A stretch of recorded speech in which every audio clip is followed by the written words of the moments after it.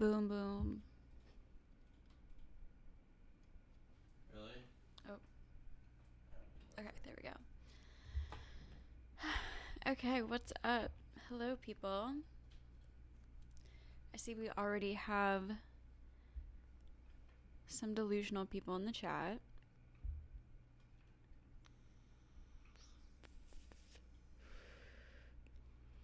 Or just deniers. I don't know, reality deniers. I don't know. I fail to guess anymore. The craziness.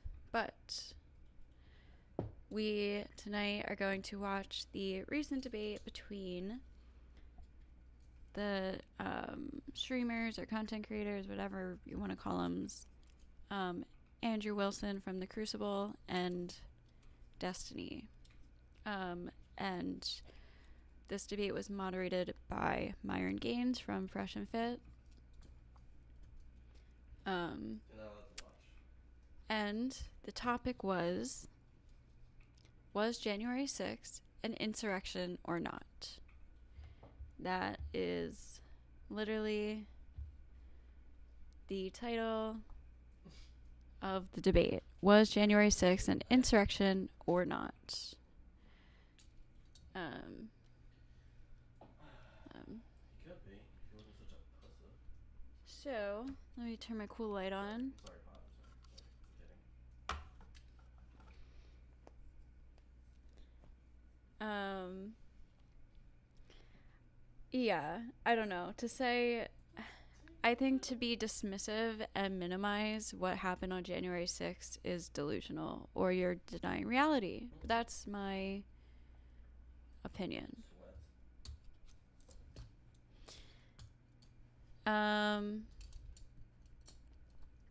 Also, this person who wrote that comment is a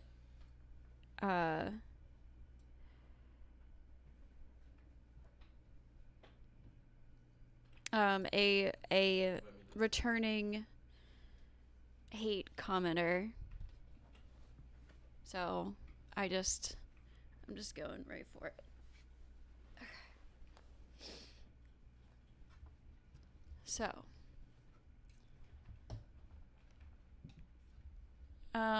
I didn't even talk about an insurrection. I said your comment saying that a small amount of people rioted on January 6th and dismissing it by saying cool is delusional. That was what my comment was. The cops, you think the cops were walking the people through the building, giving them a nice little tour? Do you think that's what they were doing? Or were they crowd controlling? What do you think?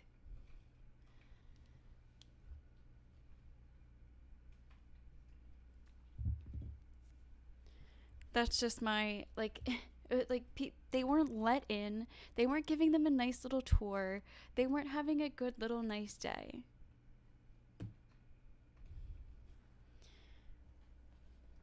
Anyways, we're watching this debate. And that's what we're gonna do. That's just AIDS.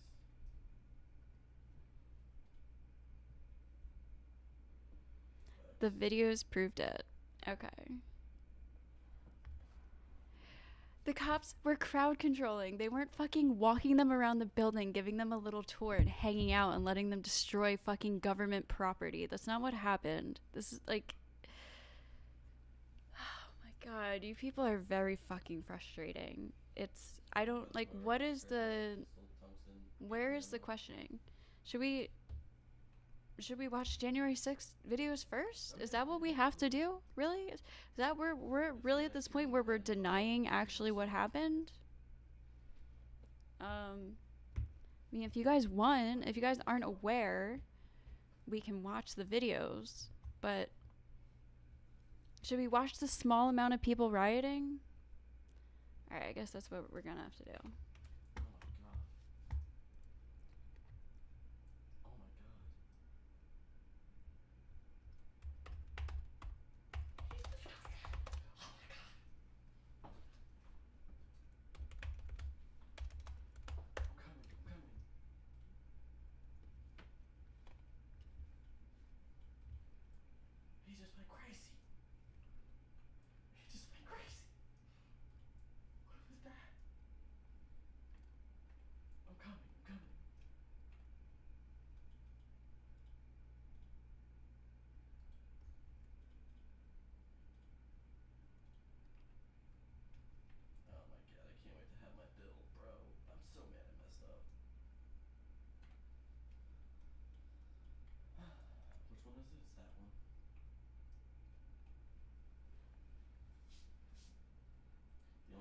between you and me right now is if I hit headshots, it goes crazy.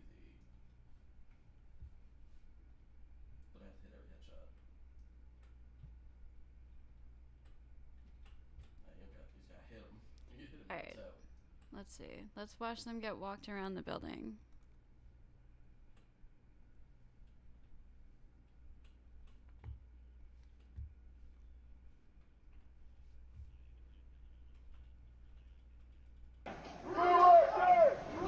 I am not allowed. Eastbound in this 400 block of kind of Independence, actually on the mall towards the United States Capitol. I am not allowed to say what's going to happen today. Withholding the evidence that Trump tried to talk to his allies in states to try to convince or pressure Mike Pence to delay the election from happening so he could put in fake electors to take the election over illegally.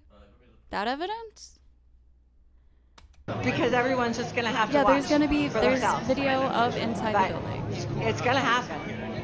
Something's going to happen.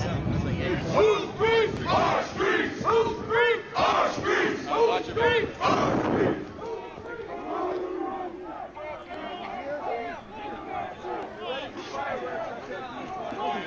Hurt you. We are on your side. Don't make us go against you. I'm just picking a side. Pick a side. These are our streets. $20 a picture. I hope Mike is going to do the right thing. I hope so. I hope so. Because if Mike Pence does the right thing, we win You the guys can't election. see. All Vice President Pence has to do is send it back to the states to recertify. And we become president, and you are the happiest people. Oh. Mike Pence is going to have to come through for us. And if he doesn't, that will be a sad day for our country. Because you'll never take back our country with weakness. You have to show strength, and you have to be strong.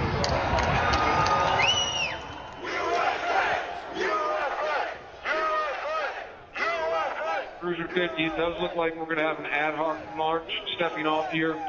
There's a crowd Yes, they're going to go. They're going to break into the building. We love Trump. We love Trump. We love Trump. We love Trump. We love Trump. We love Trump. Mike Pence, I hope you're going to stand up for the good of our Obstructing an official Constitution and for proceeding. the good of our country. And if you're not, I'm going to be very disappointed in you. I will tell you right now. There's the small amount of people.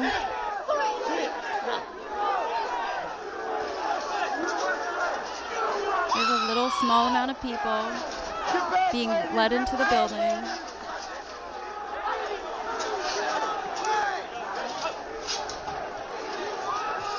It's just a couple people. D-circle, breach the line. We need backup.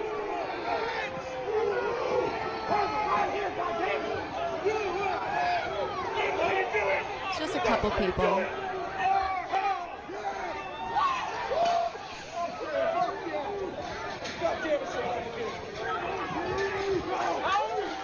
Madam Speaker, the Vice President, and the United States Senate.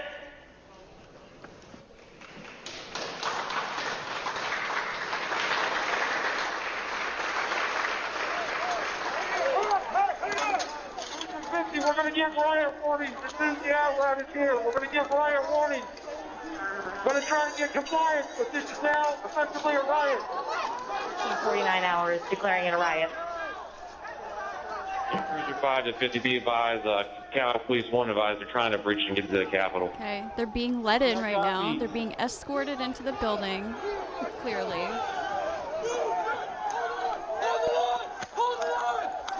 The police are, they're just going to give them a tour. They're just giving them a tour of the Capitol. We're about 5 miles out. We're trying to make our way through all this.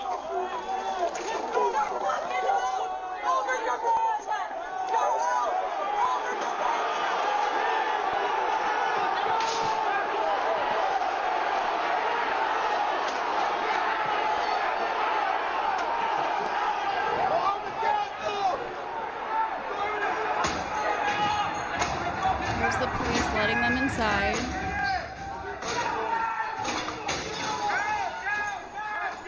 The police are about to start walking them through the building. Here they are being escorted into the building. Police from the Capitol to the upper level. Jack, be advised, they're requesting additional resources on the east side as they've broken into that window and they're trying to kick it in. Are you saying now it's fake? Oh, now it's fake. Okay.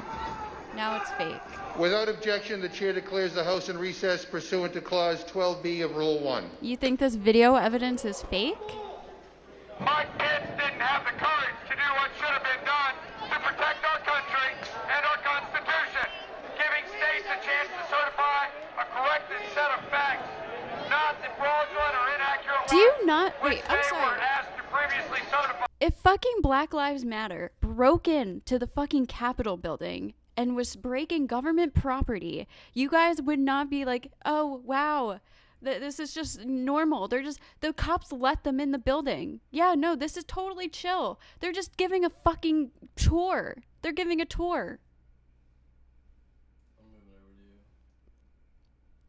They were obstructing an official proceeding. They were trying to get Mike Pence to delay the votes for being read so that Trump could talk to his allies in states to get fake electors sent to have the election rigged. And there was evidence leading up to this, all leading up to this, and the only reason that he didn't get charged is because he was like, I'm not president anymore and I get immunity. U.S. demands the truth. Do you think... Bring out Pence. Are you gonna ignore everything, all of this? They just broke into the building. So the cops walking around doing crowd control literally has nothing to do with literally means nothing.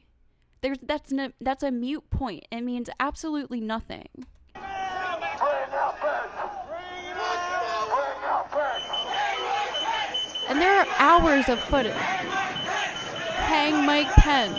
Hang Mike Pence. That's what they're fucking screaming right now because he didn't do the fake, he didn't delay the vote because he knows it's wrong.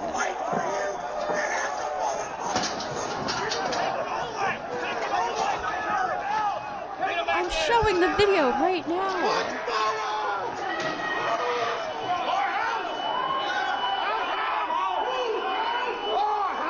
Are you gonna dismiss all of these videos?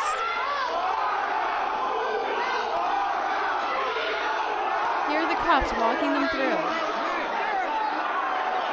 There are the cops clearly walking them in the building. Yep, they're walking them around.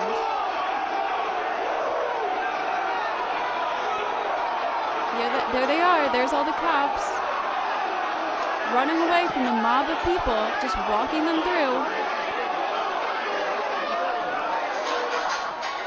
We can't hold this. We're gonna get too many fucking people. Look at this fucking vantage point, man. We're fucked. We can't hold this. We're fucked.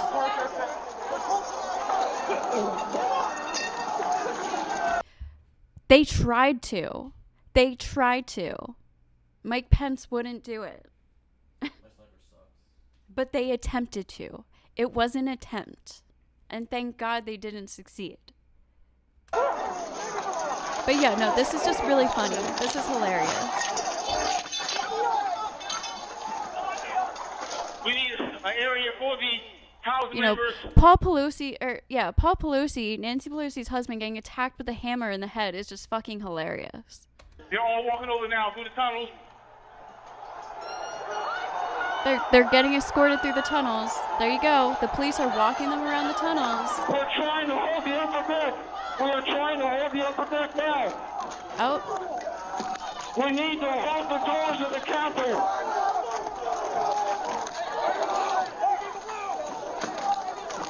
I need There's the police walking them around.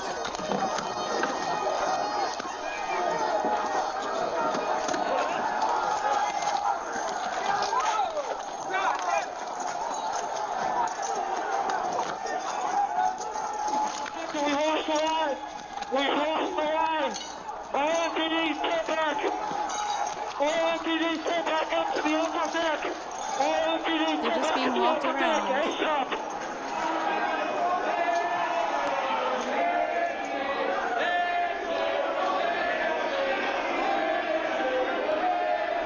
Well, I don't know. You're putting laughing, crying faces in the chat.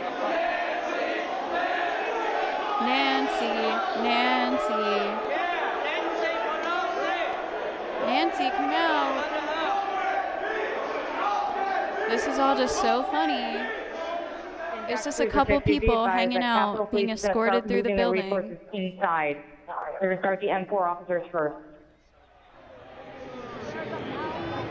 It's just a few people.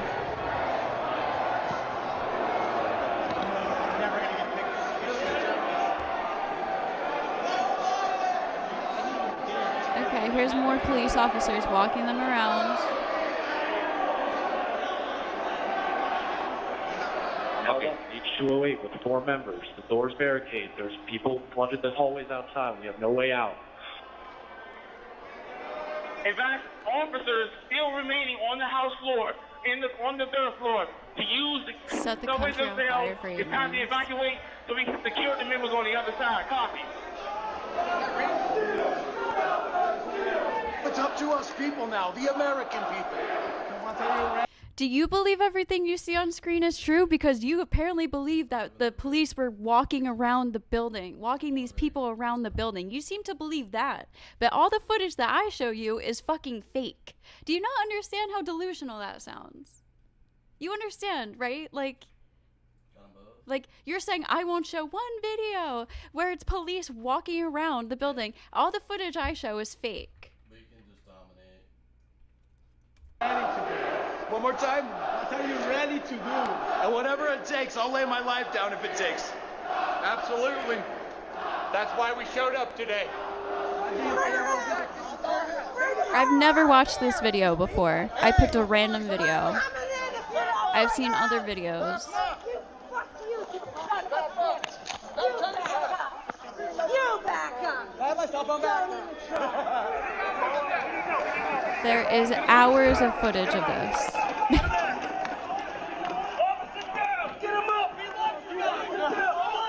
Do you have a video that shows a different perspective?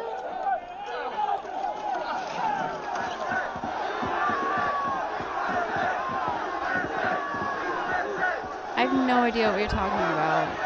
I don't know what buddies you're referring to.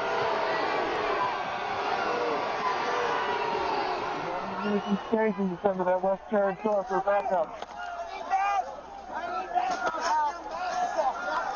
Hey, Red Delusional, what's up? Red Delusion.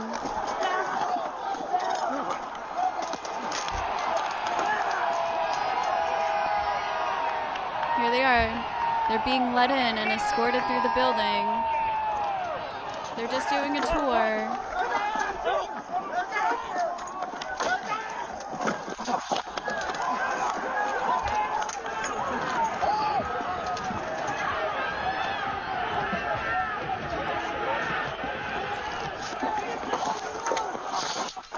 They were peaceful people. These were great people.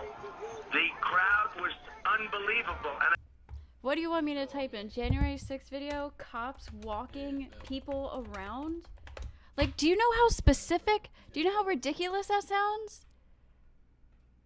Rioters walk through the building 3 years ago. Is this what you're talking about? I got 2. Is this even the same day? Outside the House of Chambers? It can be used as weapons. Claire McCaskill, you know the Senate well. I assume you have a memory of anything near like this. Can't get through with a hairbrush that's like metal. How do they get through with a flagpole through the metal detectors? This is like watching some scene from a bad movie. I worked for years in that building, and It's you unbelievable. can just Garrett, see. you have some new information for us? Sorry, Katie, didn't mean to cut you off. What is this Garrett. word? I'm just watching this now, and just to put it in a context of how extraordinary it is, in Statuary Hall, at the left of your screen, that door there is a position you sometimes see us go live from with that big statue of Will Rogers over our shoulders. That's maybe 20 yards off of the House floor, if that. And there is nothing between these protesters and the floor of the United States House except about 20 yards of marble hallway and one big door. And to put another finer point on it, you know, last time I remember big protests in the Capitol complex was around the Kavanaugh hearings. Those protests were confined to the outer office buildings. Even then, when these buildings were open to the public, we knew there would be big protests happening. You can't get into this building unless you're a guest, you're on a list, you've been screened, you've gone through metal detectors and so forth. To have people just milling about in this level of sort of proximity to the inner cloister of the federal government is nothing like I've ever seen before. I mean, it just doesn't happen. And there's, as you can see clear as day from the video, there's no meaningful police control of that situation. I see some officers on the bottom left of the screen, but I mean, clearly they're pretty fully outnumbered in this moment. Hey. Hello, YouTubers. If you're watching this, No way. and do you have a memory of anything near like this? We just saw protesters walking through Statuary Hall, Claire. I just don't want to interrupt, but we just saw people going right through. There they are. And our what looks in Statuary Hall. Now that is the area. Okay, I don't know what specific video you have. I can show you videos all day. Apparently, you only care about one specific video though, and that proves everything. And every other video doesn't mean anything. So I don't know. Anyways, we're gonna watch the debate that I was planning on watching.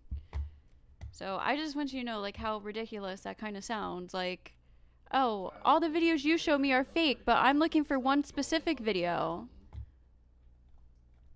Group up. It's the only reason they killed us that one time is because they just fucking hauled ass, all of them together. Dude, I just showed footage of them storming in and breaking in. If you seriously think they didn't break in, you seriously should change your name to Red Delusion. Okay, I'm sorry for yelling at you. I'm just I get frustrated sometimes. It's like, it's just so obvious what happened. When people try to dismiss this, like, and two wrongs doesn't make a right. So, yeah, there have been other protests in the country before. Well, so yeah, that's bad too. But you know what the other protests didn't do? They didn't try to interfere with the election. Not saying that they're not bad, not saying that other riots aren't bad, but they didn't try to interfere with we didn't have a president who's running again who tried to interfere with the election by talking to ally states to submit fake electors and have Mike Pence delay the voting. So, anyways. Let's go. Do you see this?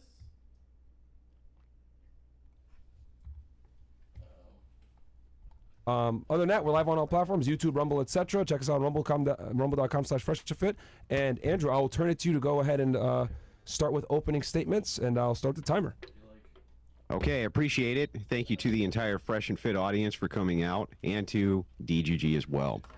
We're here today to debate if the events of the January 6th Capitol riots were an insurrection or if they weren't. Simple. It's a simple debate prompt. They either were or they weren't. Looking into the idea of insurrection itself, it isn't exactly clear what the meaning of it is. It does always seem to be tied together with violence or some will to overthrow a government, law, government system, government itself, or resistance to that law, or something akin to this. The Supreme Court hasn't given us any guidance on this as they wash their hands of it, and to date, not a single person. It wasn't just postponing. It wasn't just postponing a vote count. I think trying to, like, overcome an election by trying to get ally states to send in fake electors is definitely worse. They're both bad. But basically an authoritarian government would be a lot worse. So, and Andrew Wilson fucking just, he fucking threw this debate. He fucking played stupid philosophy games instead of actually debating in good faith, which is what he always does. Person has been charged or convicted of insurrection who participated in any of the J6 rioting. This includes Donald Trump himself, who was acquitted of inciting insurrection. You would think, with no clear guidance of what an insurrection is, a lack of anybody being prosecuted for... Remember, the debate is, was January 6th an insurrection or not? That's the debate prompt. This supposed insurrection, who participated, and a president acquitted of inciting one, that would be that. The events of January 6th were a protest that turned into a riot. This is nothing new. Democrats do it all the time. In fact, Destiny in 2021 completely agreed with my current assessment. Please, if you don't mind, play clip 1. Okay, we will make that available to you. Bills is going to roll it up right now. And I will go ahead and give you an extra 5 seconds just on your thing, just because. Okay, go ahead. Play the video, please, Bills. If you think the majority of the people there were actually trying to do that, and all they managed to do was like kill, like one woman got shot by the cops, you're fucking delusional. I think most of the people probably showed up to protest because they were fucking mad, and then shit got riled up. There were probably, almost for sure, I would say, some genuine bad actors there that had fantasies of invading the fucking Capitol and shit. Yeah, he has the burden of proof of showing that January 6th was an insurrection. But we couldn't even get to that point because Andrew kept going to... We'll get to it. He did not win hands down. In my opinion, he obviously hands down lost. And the people I watched it with were obviously like, Andrew Wilson is a fucking idiot. Now, I think I heard from the FBI that it was like 5% or less had some plan to do something. Even that number sounds a little bit high because 5% of however many thousand people, there's a lot. Andrew's very good at optics. He's not really that good of a debater, though. He actually makes laughable comments sometimes. People, but I don't think every single person who went there, their goal was to destroy. And that's exactly the optic thing. You guys are all going to remember the hippies thing, and Andrew does that on purpose, and that's why he wins debates with optics, just like the fucking Trump and Biden debate. Trump can win a debate with optics by not talking about any content or any content of substance or making any valid points. He just optically wins debates because people are so stupid and they're like, oh, he made a funny remark. Wow, he's obviously the clear winner. Oh, he's so much stronger. He won. Blah. White House or destroy the Capitol building and take it over. But because if they were, we would have saw way really more shit. Okay. Now, just so you know, I have no visual on my end when those play, and I'd appreciate it if you guys could put the visual up. How does it show my bias? That shows my opinion. I've watched tons of Andrew Wilson debates. I think he's a decent debater, but I don't think he's this great debater. He debates with like philosophy fucking games, which is fine. It's like logical equations and shit like that. But as far as winning the debate, he didn't win the debate, and there's lots of times he doesn't. So up on my end as well. Okay. In fact, Destiny even agrees such rioting and political violence is part of the democratic process, akin to voting, he says.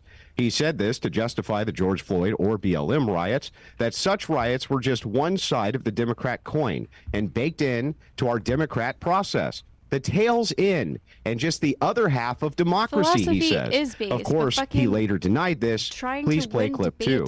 Okay. And we'll get this so that you can you'll see it. See it. Give us 1 second. I'm going to stop the clock while we're right now we're 2 minutes and 42 seconds in. Shit. Oh, hold on, Bills. I'm going to start the clock back up once, to be fair here, once the clip is up. Can you see it, Andrew? I cannot see the clip, no, on my end. He's going to make it visible to you here in a second. Great. And I stopped the clock just so everybody knows. Yes, the rules of logic, but he uses them to distract from the real point of the argument because he wasn't going to win. He didn't want to actually debate January 6th. You know that, right? Like, he came into this knowing that he was just going to fucking try to throw him off because he knows there isn't an actual concrete definition of insurrection. So he was just going to throw Destiny off with these logical arguments in bad faith instead of actually arguing about what happened on January 6th. And they couldn't even get that far because Andrew refused to stop looping on this fucking stupid point. Bear with us, guys. That's ultimately irrelevant. We're using a million different things, OBS, Zoom, all this other stuff. Shout out to Bills in the back, working hard. Can you see it now? I can see something. There we go. Okay. Perfect. So we will roll the clip now. I'm going to start the clock back up. Bills, go ahead. A disingenuous sack of shit. Because, as I've debated you in the past, you started talking before January 6th ever occurred about how the BLM riots were justified. It was just the other side of the coin of voting. Of course, once you realized that grift wouldn't do as well for you when you were debating the Rittenhouse shit, you completely 180'd your position. Did I ever say rioting is the other side of the coin of voting? Probably did. That's a really strange statement if I did. If I did, that's a really strange statement. But go ahead. Okay. I'm trying to find the clip. Activism and riots are one side of the coin and the other side is voting. I don't think there's conspiratorial at all. I think that affecting political change like this is fine. Like, that's part of the goal. Like, I'm arguing, again, that Trump tried to interfere with the election process in an illegal way and used aggression and violence and tried to illegally win the election. So whether you want to call it an insurrection or not, it sounds like an insurrection to me. That's what fucking happened. And I think to fucking be like, oh, well, it's this, or it's that, or it's this, or it's that, or it fits in this box. It doesn't matter. We can just talk about the facts of what actually fucking happened that Trump admits to, by the way. He doesn't deny any of this. He just got immunity. Because, again, he played law games. He played legal games. Can we all agree that guilty people can use the law and use, like, games of the law to get, to get freedom or to win a case, even though they're guilty? Like, activism and riots are one side of the coin and the other side is voting. Okay. Whoa. And we're 3 minutes and 20 seconds in. Go ahead. So why the radical change of heart on this topic from Destiny? This complete 180? Well, that's simple. He hates Donald Trump. A simple motivation, but at least understandable. He also hates Trump supporters. In order for him to justify that he wants them all to be unalived, he needs to brand them all as traitors and insurrectionists. In this way, he can build a case that Trump supporters are evil, and so it is justified to use violence against them. To recap that, Trump supporters are evil, therefore anything which happens to them is fine. Going so far as to say his friend Pisco, the only reason he wouldn't have liked Trump to have been unalived by this would-be assassin is because it would motivate Republicans. This, of course, gives us an entailment that if it wouldn't motivate Trump supporters, he would be fine with Trump having met his demise in this assassination attempt. And this is the last clip. Play clip 3, please, and then I'll wrap this up. Okay, we're 4 minutes and 20 seconds in, and we're going to stop the watch while we pull this up. I don't even think Destiny even tried in this debate because he realized Andrew Wilson was being bad faith from the very beginning. Proxy 4:24 seconds, but I'm adding another 5 from the first clip and how we were pulling it up, so. Or like after a couple minutes in, not from the very beginning, but a couple minutes in. I'll start the clock back up once we roll the clip. Can you see it, guys? Can you see it, Andrew? Oh, sorry, he's screen sharing it right now. Give us 1 second. We'll pull it up. Thank you, audience, and thank you guys for bearing with us here. Many things going on. We want to make sure that Andrew can see it as well as the audience. Yep, I can see it. You can see it? Okay. Bills, go ahead. I'll start the timer back up. So far beyond that. So far giving a fuck beyond any of these fucking losers. But go ahead, yeah, sorry. Can I ask you a question? So, and you don't have to answer if you don't want to. Yeah. Do you wish the attempt had been successful? Do I wish that the attempt had been successful? Fuck, am I even allowed to say anything about that? You don't have to answer that.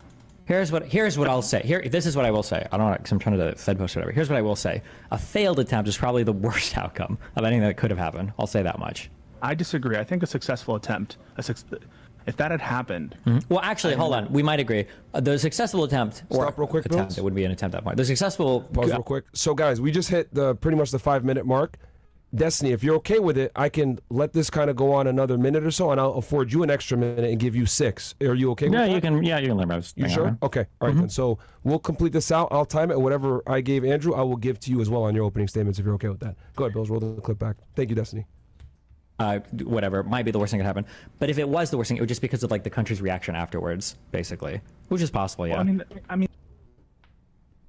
So, ultimately, Destiny needs to be able to provide us with what an insurrection actually is, an actual working legal definition, or even a personal one, so we can work off of that to understand the mindset of a person who claims this was an insurrection, even as nobody ultimately is prosecuted for an insurrection.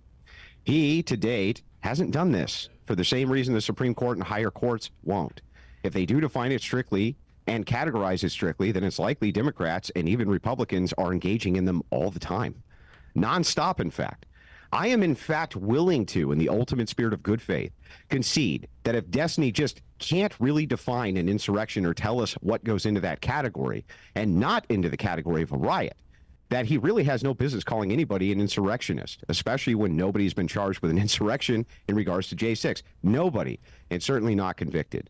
I will concede, however, if he concedes Democrats are likely involved in insurrections all the time, using violence for political change, I'll concede Republicans maybe as well if his definition is that broad.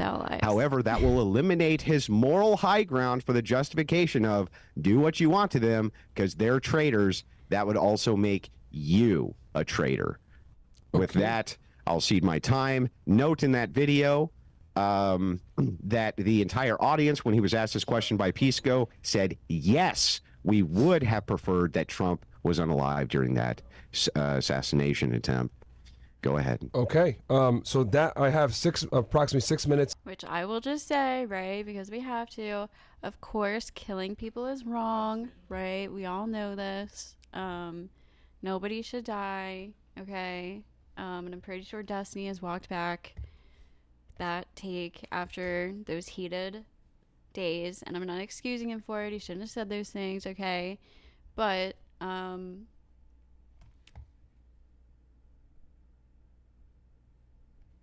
yeah, I don't think it's fair to ask Democrats for an apology for this either. So that's all I'm gonna say. It's in 45 seconds there. Destiny, I will reset the clock and allot you the same exact amount of time to stay fair here. Let me know when you are ready, and I'll restart the clock. Yeah, I'm ready whenever. You ready? Okay, I'm going to start it now. I'll give you 6:45, and go ahead, brother. All right. I believe that the subject matter of the debate is whether or not January 6th is an insurrection or would be considered an insurrection. Originally, I thought there was going to be a 1v1 debate against me and Andrew, but I can do a 1v2 debate against my 2021 less educated self as well. I have no problem speaking to arguments I've made in prior clips. I have no problem speaking to current arguments made by Andrew. So we can head down that road. I think that the first thing that we need to acknowledge when we talk about the structure of the United States government is that the Constitution of the United States is the supreme law of the land. The Constitution is what powers our three branches of government, and it sits above every other part of our government, and every part of our government must comport to the Constitution. What is the advantage of a mail-in ballot? What, do you get an extra, does it count more or something? Because all of the cases of election fraud were looked into, were investigated, and they did not affect the outcome of the election. So do you believe that investigation, or is that investigation fake? Or is do you believe the Trump investigation of getting immunity, or is that investigation fake now too? So which one? Oh, sorry, that's Jerry asking that question. Sorry, sorry. I'm coming heated at you from the beginning. I thought that was somebody else who's been bugging me all night. But yeah, no, I don't know what the advantage of the I don't know what an advantage of the mail-in ballot would be.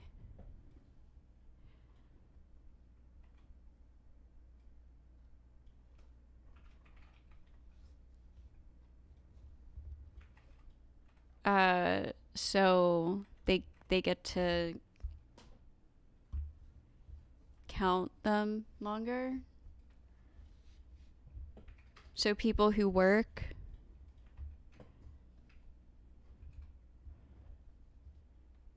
I didn't say there was an investigation for immunity.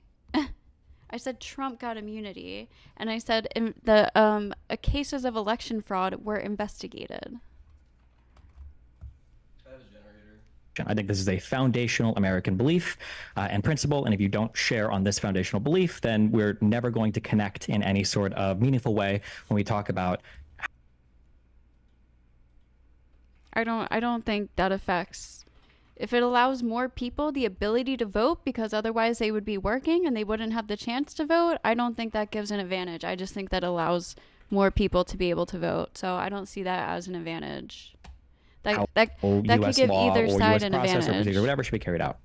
So that being said, there was an amendment to the Constitution, the 14th Amendment, and Section 3 of that amendment basically goes on to say that any prior oath taker that has engaged in or aided in an insurrection is no longer allowed to hold office, essentially. Now, the question that we come to today is trying to define what is an insurrection. And while in modern times, it seems like an insurrection is a term left to a dictionary or a term left to internet debaters, at the time that the amendment, the 14th Amendment, was framed, what was an insurrection was pretty well understood. An insurrection. Yeah, but it just allows more people to vote. So who should be able to vote in the first place? It's not like it's giving an advantage to people who shouldn't be allowed to vote. They just have the opportunity to vote now. So I don't see that as any type of fraud or anything like that. That's my opinion. Includes 4 vital elements. One. Sorry, and I yelled because I thought you were somebody else who was earlier giving me shit about the something else. So I thought when you were asking me that, I thought it was like a hypocritical statement, and then I realized you were Jerry. And then you weren't the other person, so never mind. It means that people voting in person have about 3 less hours to vote, but they could have done a mail-in ballot too. Is an assemblage, meaning a group of people that have come together. 2 is resisting any law or interfere. Yeah, I don't see it as an unfair or a fair advantage. With the course of a government proceeding. 3 is you have to do this by way of force or intimidation, and 4 is it has to be through for a public concern or a public cause, not a private thing that one might be. I think giving the most amount of people the ability to vote is the best thing to do. So, as long as you're a legal person who can legally vote, I don't care how they get it done, as long as they count them up right and investigate any fraud that is suspected correctly, and yeah, be interested in. Just for some understandings, it allows a million more votes of people. How is it any more easier to manipulate? When we say an assemblage, we can look to in 1861, Justice Benjamin Curtis said a combination or conspiracy by which different individuals are united in one common purpose. So not just a bunch of people in a city protesting different things, but a group of people that are united in one common purpose. We can look to Justice Samuel Chase in the case of Fries in the year 1800. He says if a body of people conspire and meditate an insurrection to resist or oppose the execution of. Because your ID, they mail it to you. So they mail it to your address. So they mail it to a specific person. Each person is like counted. Of any statute of the United States. Also, these things you're talking about, okay, every election has small amounts of election fraud, right? What matters is if there was enough election fraud. There's been election fraud cases before mail-in ballots. What matters if it was enough election fraud to change the electoral college, the state elector, so that the state would then change the electors. So a statute such as the ECA, the Electoral Count Act, which is what they were united on January 6th to insurrect against. They were opposing the execution of that. They are only guilty of a high misdemeanor. I didn't call anyone delusional about the mail-in ballot. Into execution by force, which we did see on the day of January 6th, I'm gonna call regardless you of if every delusional member now, though. engaged in Again, force or just one. You're the only person. They are guilty of the treason of levying war, delusional and the too. But you're the quantum only of person I force call delusional. employed neither like lessens nor increases the crime, whether by 100 or 1,000 persons, is wholly immaterial. Doesn't matter if you have an insurrection of 50 people, 100 people, or 1,000 people. You only really need 2 people there to make it an insurrection. 1,000 I haven't persons even been listening insurrect to what against, he's resist, saying. or oppose the execution of any statute of the United States, a statute such as the ECA, the Electoral Count Act, which is what they were united. Well, again, they investigated the cases of election fraud, and none of them were sufficient. January 6th to insurrect against. They were opposing the execution of that. But they still count them towards your name. Your name is still on it. And again, this isn't the first election. This has always happened. They are only guilty of a high misdemeanor. Group that has engaged in or aided in an insurrection is no longer allowed to hold office. Essentially, must I have no problem speaking to current arguments made by Andrew, so we can head down that road. I think that the first thing that we need to acknowledge when we talk about the structure of the United States government is that the Constitution of the United States is the supreme law of the land. The Constitution is what powers our 3 branches of government, and it sits above every other part of our government, and every part of our government must comport to the Constitution. I think this is a foundational American belief. We've never had mail-in. Why would I fast forward? We've never had mail-in ballots before, but we've always had election fraud. There have always been cases of people trying to commit election fraud in every election. And principle, and if you don't share on this foundational belief, then we're never going to connect in any sort of meaningful way when we talk about how U.S. law or U.S. process or procedure or whatever should be carried out. So that being said, there was an amendment to the Constitution, the 14th Amendment, and Section 3 of that amendment basically goes... Okay, listen carefully, because this is him giving the definition of what an insurrection is based on case law, previous case law, based on the Constitution, and historical cases of insurrections, of declared insurrections. So whether or not you want to deny that Destiny gave a definition, I'm telling you, this is him doing it right now. So if you missed it last time, this is him doing it right now. Goes on to say that any prior oath taker that has engaged in or aided in an insurrection is no longer allowed to hold office, essentially. Now, the question that we come to today is trying to define what is an insurrection. And while in modern times, it seems like an insurrection is a term left to a dictionary or a term left to internet debaters, at the time that the amendment, the 14th Amendment, was framed, what was an insurrection was pretty well understood. An insurrection includes 4 vital elements. 1 is an assemblage, meaning a group of people that have come together. 2 is resisting any law or interfering with the course of a government proceeding. 3 is you have to do this by way of force or intimidation. And 4 is it has to be for a public concern or a public cause, not a private thing that one might be interested in. Just for some understandings of when we say an assemblage, we can look to in 1861, Justice Benjamin Curtis said a combination or conspiracy by which different individuals are united in one common purpose. So not just a bunch of people in a city protesting different things, but a group of people that are united in one common purpose. We can look to Justice Samuel Chase in the case of Fries in the year 1800. He says if a body of people conspire and meditate an insurrection to resist or oppose the execution of any statute of the United States, a statute such as the ECA, the Electoral... Every protest... Hold on. Every protest... The question that we come to today on law of the land, the Constitution, in a sort of meaningful way when we talk about. That being said, there was an amendment to the Constitution, any prior oath take, 14th Amendment, and engaged in or aided in an insurrection is no longer allowed to hold office, is an insurrection.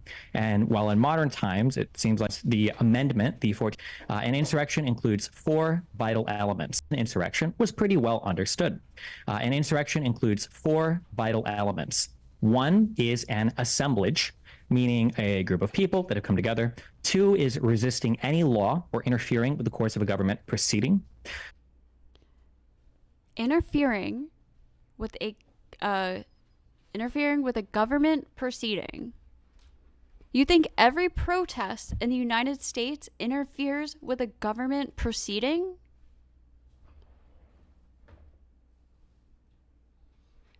Can you give me one other example of a recent protest that interfered with a government proceeding?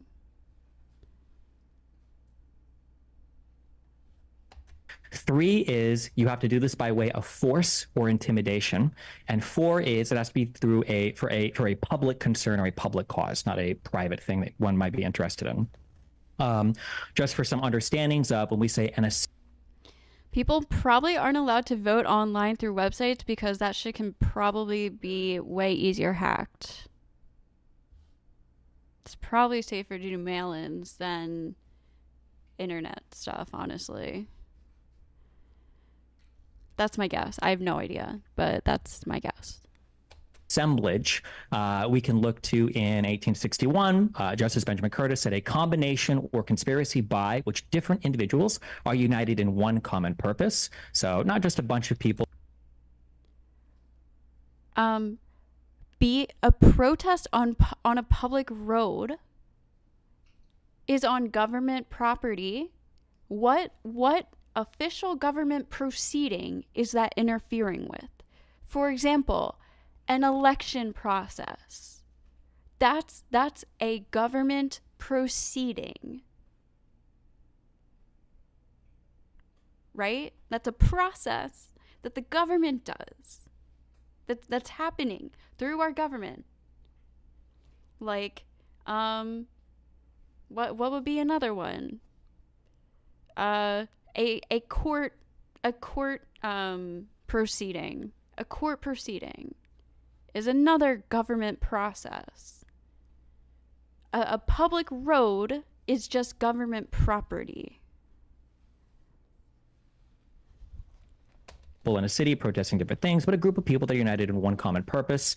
We can look to Justice Samuel Chase in the case of Freeze in the year 1800. He says, if a protest stopped traffic, then they're stopping traffic. Traffic is not a government process. Traffic is when a bunch of people are driving cars on roads, and it's not controlled, but it's not a government proceeding.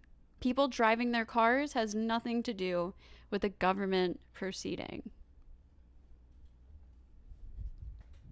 a body of people conspire and meditate an insurrection to resist or oppose the execution of any statute of the United States, a statute such as the ECA, the execution.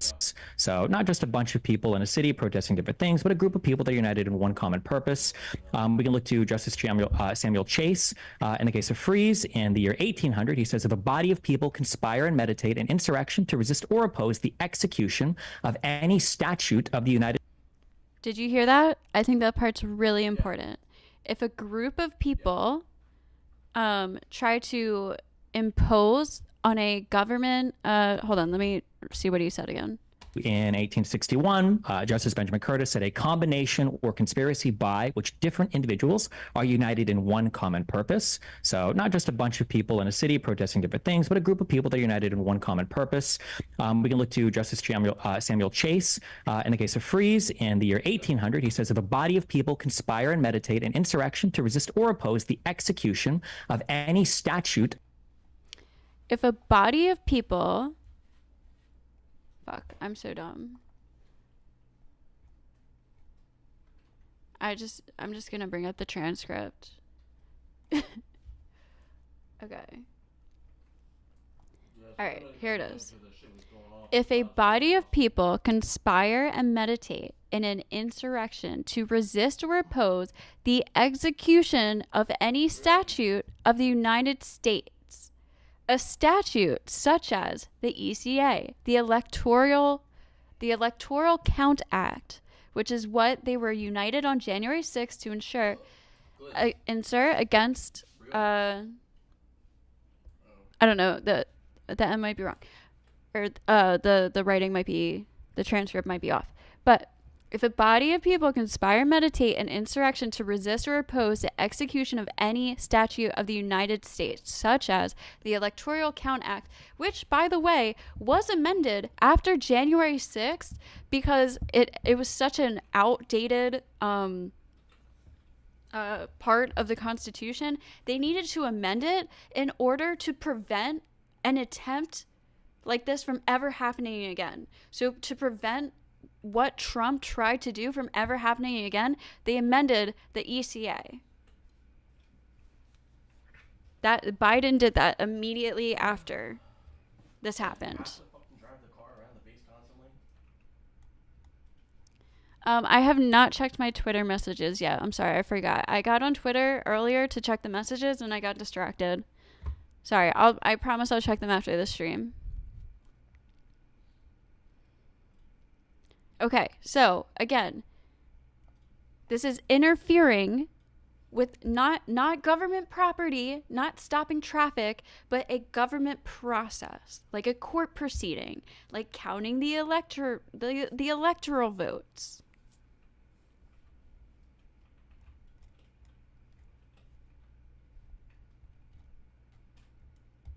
Of the United States, a statute such as the... Dude, you know Trump admits to this, right? Like me? Trump isn't denying this. He knows he's fucked. And he only, again, used the law to get immunity because he's not a sitting president. So it recharges faster. It doesn't last very long. The ECA, the Electoral Count Act, which is what they were united on undeniable proof that this happened. January 6th to insurrect against. They were opposing the execution of that. No, oh my God, the law wasn't changed afterwards. It was amended. This was the law, but they changed it in order to ensure that this wouldn't happen again, to make it stricter, so that this couldn't possibly happen again because it was so close to happening. He still tried to do it. He still attempted to do it, but they amended it to try to make it harder to do because they got so close to actually succeeding.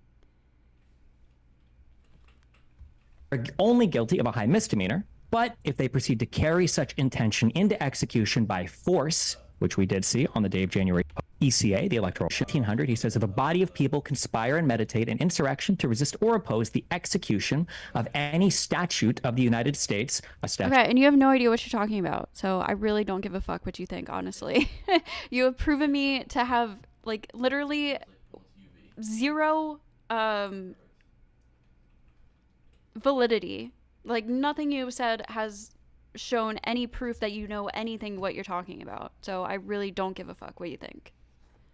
Statutes such as the ECA, the Electoral Count Act, which is what they were united on January 6th to insurrect against. They were opposing the execution of that. I don't know if I would do that. Only guilty of a high misdemeanor. Not in the near future, if they proceed to carry such intention into execution by force, which we did see on the day of January 6th, maybe, regardless of if every member engaged in force or just one, things, but a group of people that are united in one common purpose of any statute of the United States, a statute such as the ECA, the Electoral Count Act, which is what they were united on January 6th to insurrect against. They were opposing the execution of that.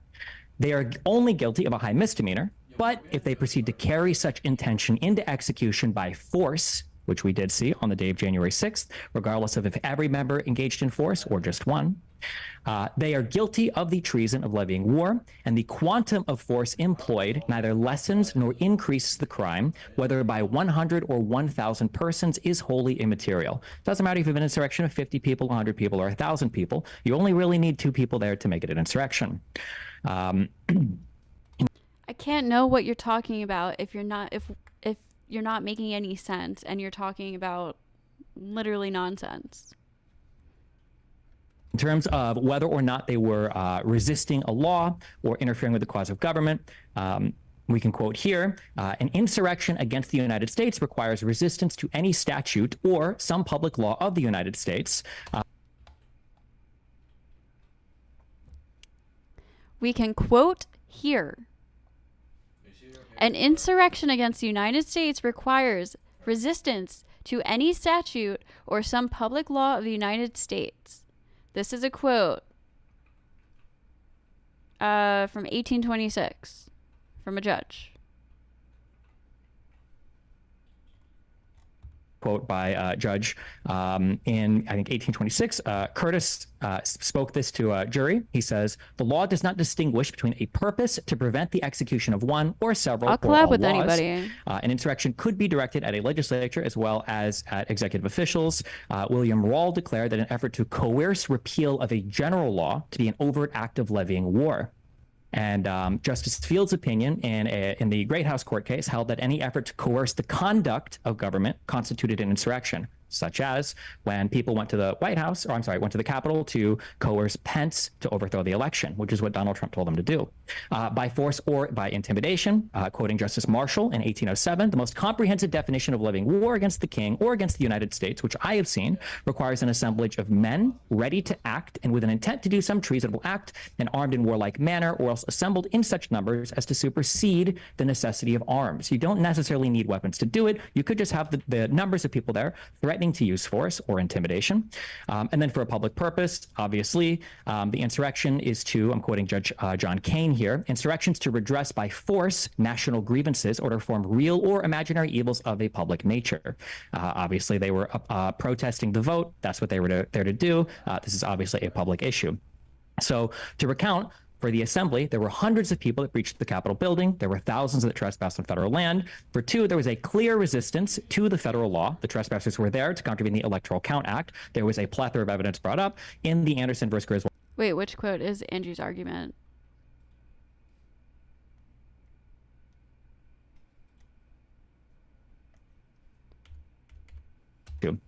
So to recount, for the assembly, there were hundreds of in such numbers as to supersede intent to do so. The United States, which I have seen, requires an assemblage of men ready to act and with an intent to do some treasonable act and armed in warlike manner, or else assembled in such numbers as to supersede the necessity of arms. You don't necessarily need weapons to do it. Is that the quote you're talking about? An assemblage of men ready to act with an intent to do some treasonable act and armed in a warlike manner, or else assembled in such numbers as to supersede the necessity of arms. You don't necessarily need weapons to do it. Is that the... I don't know who Made by Jim Bob is. You could just have the numbers of people there threatening to use force or intimidation. And then for a public purpose, obviously, the insurrection is... Mixed bag panel. I'll check it out. I'll go on any panel. I don't care. I'll talk to anybody. I don't have any problems with talking to anybody. Is to, I'm quoting Judge John Kane here, insurrections to redress by force I'll check him national out. grievances or to form real or imaginary evils of a public nature. Obviously, they were protesting the vote. That's what they were there to do. This is obviously a public issue. So to recount, for the assembly, there were hundreds of people that breached the Capitol building. There were thousands that trespassed on federal land. For two, there was a clear resistance to the federal law. The trespass. All right, this is Destiny's argument of why January 6th was an insurrection. He just stated, based on the Constitution, okay, and past declared insurrections, what an insurrection is. And now he's tying in, connecting all of those points to what happened on January 6th. National grievances or to form real or imaginary evils of a public nature. Obviously, they were protesting the vote. That's what they were there to do. The people that breached the Capitol building, there were thousands that So to recount, for the assembly, there were hundreds of people that breached the Capitol building. There were thousands that trespassed on federal land. For two, there was a clear resistance to the federal law. The trespassers were there to contravene the Electoral Count Act. There was a plethora of evidence brought up in the Anderson versus Griswold case about this, where they were there to interfere with the Electoral Count Act, right? They were trying to get Mike Pence to delay the vote so that Trump could try to get fake electors sent in with his ally states Quoting the justices, quoting the judges on that case, they said substantial evidence in the record showed that the mob's unified purpose was to hinder or prevent Congress from counting the electoral votes as required by the 12th Amendment and from certifying the 2020 presidential election. The third element, the resistance made extensive use of force. This is self-evident just by watching any of the videos. To quote the Colorado Supreme Court again, the mob repeatedly and violently assaulted police officers who were trying to defend the Capitol. Obviously, there were calls to hang Mike Pence, and people marched, very famous. They breached inside the Capitol where the government proceeding was happening. With 1776 signs, which, as many in this audience might be familiar with, was a... And I'm pretty sure they did interfere with the proceeding. Maybe not the actual counting, but I know people were like hiding and stuff. You know, it wasn't successful, thank God, but they were attempting to interfere with a government proceeding. The electoral count.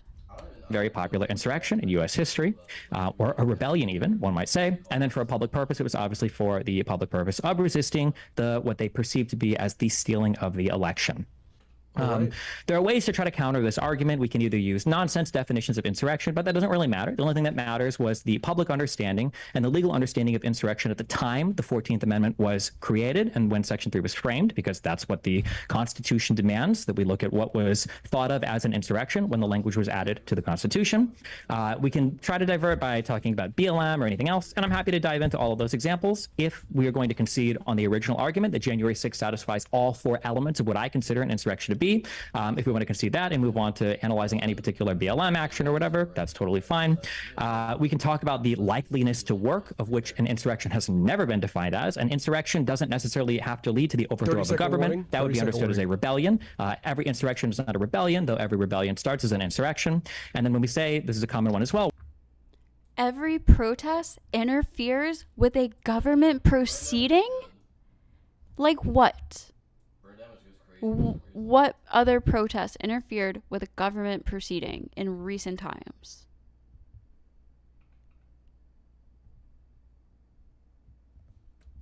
Why was no one charged with an insurrection? People can be charged or couldn't be charged with crimes for a variety of reasons, but for purposes of the 14th Amendment, nothing in there requires the criminal conviction of the crime of insurrection, only that an insurrection occurred and that one engaged in it or aided it. All right. And that is 6:40. Okay. So just 5 seconds shy. That completes the opening statements. Really good arguments from both sides here. We'll go into round one. I'll turn it back. So we just completed opening statements, guys. Each party had 6. Every sit-in? What are you talking about? Okay. Did they use violent force? Were they resisting the law? 6 minutes and 45 seconds to make their original stance and their first opening statements. We'll go to round one. I'll set the clock for 3 minutes. Andrew, let me know when you are ready, and I will start. I'm ready. Okay, timer is going now. Go ahead, 3 minutes. Yeah, so let's start with this idea of my definition. What the hell do I care about your definition? Nobody has been prosecuted for... He didn't give his own definition. He based it off of the Constitution. For any insurrection by any definition. Destiny comes through and he gives us any about your definition. Nobody has been prosecuted for any insurrection by any definition. Destiny comes through and he gives us this list. He says 1, an assemblage. Okay. 2, resisting any law or interfering with the course of a government proceeding. Okay. 3, by force or intimidation. Okay. 4, for a public purpose. He has just outlined basically almost every single political riot I've ever heard of. That is what that is outlined. So let's see, an assemblage. This would cover a riot. A bunch of people assembling. Resisting any law or interfering with the course of a government proceeding. That could be shutting down roadways for commerce. That could mean anything. Again, that is not a government proceeding. Driving on the highway or a road is not a government proceeding. A government proceeding is like a court hearing or counting the electors or assigning a new Supreme Court judge or something like that. Or like when Congress, I mean when the Senate and the House of Representatives are trying to vote on a matter. By force or intimidating, if you have Black Lives Matter, other groups like this who are out there saying no justice, no peace. Oh my God. Really, protests happen in the state capitol all the time? And the intent is to interfere and change the actual proceeding? Can you give me one example?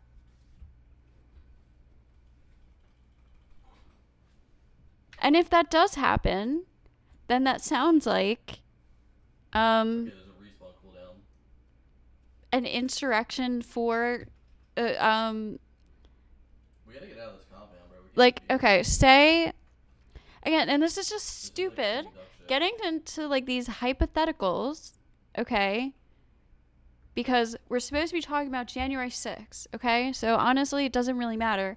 But say what you're saying is true, that there's a protest and people breach into a state capitol building, okay? And their intent is to stop a law from going through by illegally interfering with the process so that it won't happen like naturally.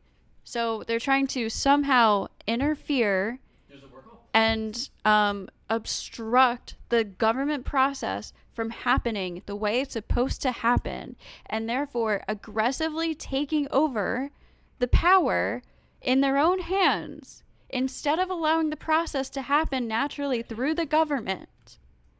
Then that would be technically an insurrection. It would just be people trying to do it through their state. And that's what people were doing on January 6th. I can't think of one example where that's happened, if you can tell me one. To obstruct a government proceeding is broad? How is that broad? You're trying to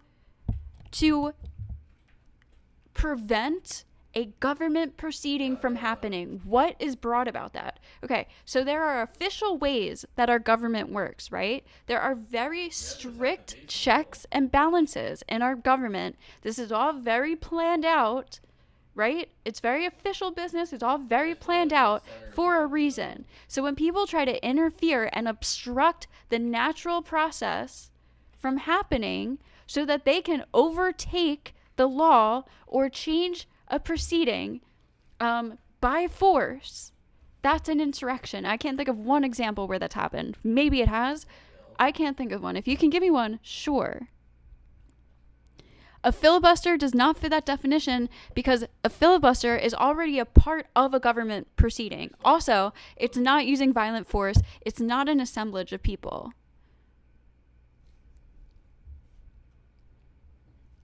That would be very intimidating. And then for public purpose, very nebulous. All of this is completely nebulous language. He has not actually given us a definition at all. By the way, if you could cam me while I'm talking, I'd appreciate it. Just saying he hasn't doesn't mean he hasn't. He has. He literally just did. We just went through it. Based on the Constitution. It's not his own made-up definition. Jane, are you live streaming tomorrow again, and would you ever run for office? No, I'm not going to run for office. I'm not no, I don't like office jobs. And tomorrow I'm going to the shore, so I'm going on vacation for the next couple of days. Appreciate it. He has not given us a definition at all.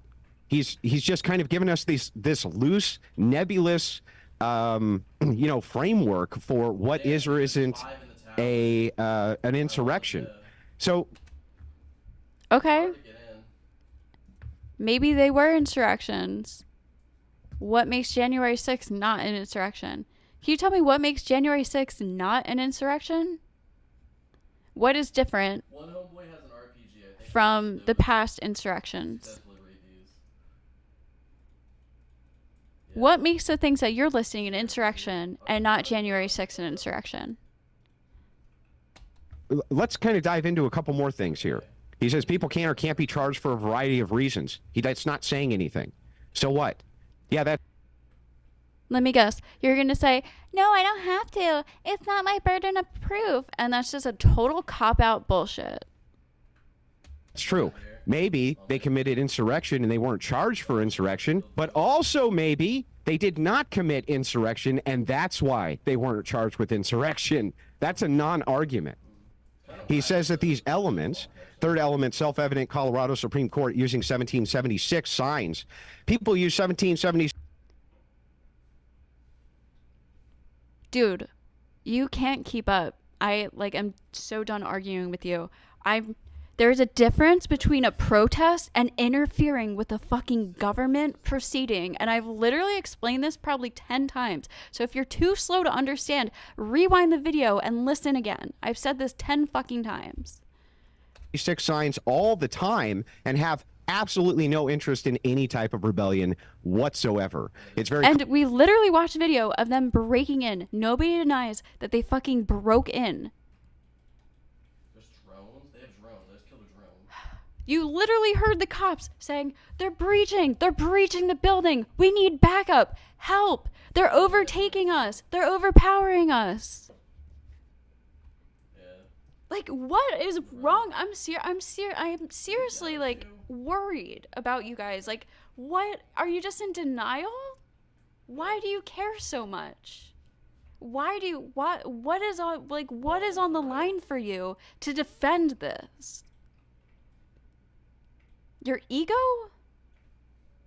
Yes.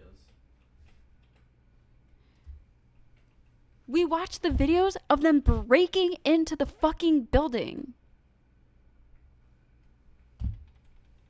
Common for people to have those as bumper stickers. That doesn't mean that they're going to be engaging in any kind of rebellion or insurrection at all. He also, as he Do you deny that happened? Do you deny that happened? You're not stating any facts at all. about these various rulings, he says treason of levying war comes in. Obviously, insurrection seems to have something to do with levying war against the United States, or at least some type of start to levy war against the United States. He still has not actually demonstrated any of this. He's just given us this really nebulous idea. An assemblage resisting any law or interfering with a course of government proceeding by force or intimidating for public. This is very nebulous. So unless Destiny is going to concede that anything which meets this criteria is an insurrection, and this is exactly I'm not where even sure. This is exactly where Andrew lost the debate, because he's just denying everything that Destiny said, because he knows he doesn't want to go through with the argument because he knows he lost already. So he's just going to loop.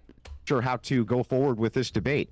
How in the world can he say essentially almost any riot on planet Earth or any assemblage, even a peaceful protest where they shut down the roads, is an insurrection? That can't be true. That just can't be true. Okay. We had ended there at about 2:57. Andrew, you're up on our channel. They can see you. I don't know if it's on your. Yeah, we're I'm good just on mine. curious. So, like, if you don't even care about politics, then why are you so gung-ho about this one single video when there are hours of video evidence showing that people broke into the Capitol and were destroying property and screaming, "Hang Mike Pence," and had a literal noose and were fighting police officers? Somebody died. Another cop died of a stroke a couple days later in the hospital. How did he not substantiate his claim? He literally got it from the Constitution, and he cited other case law. How is that not substantiated? Oh my god. And again, this is how fucking Andrew wins he's such a fucking weasel, because he uses optics, and everybody's so hung up on this stupid hippie shit instead of actually listening to the substance of the debate and the content of what they're actually saying. You don't win debates on optics.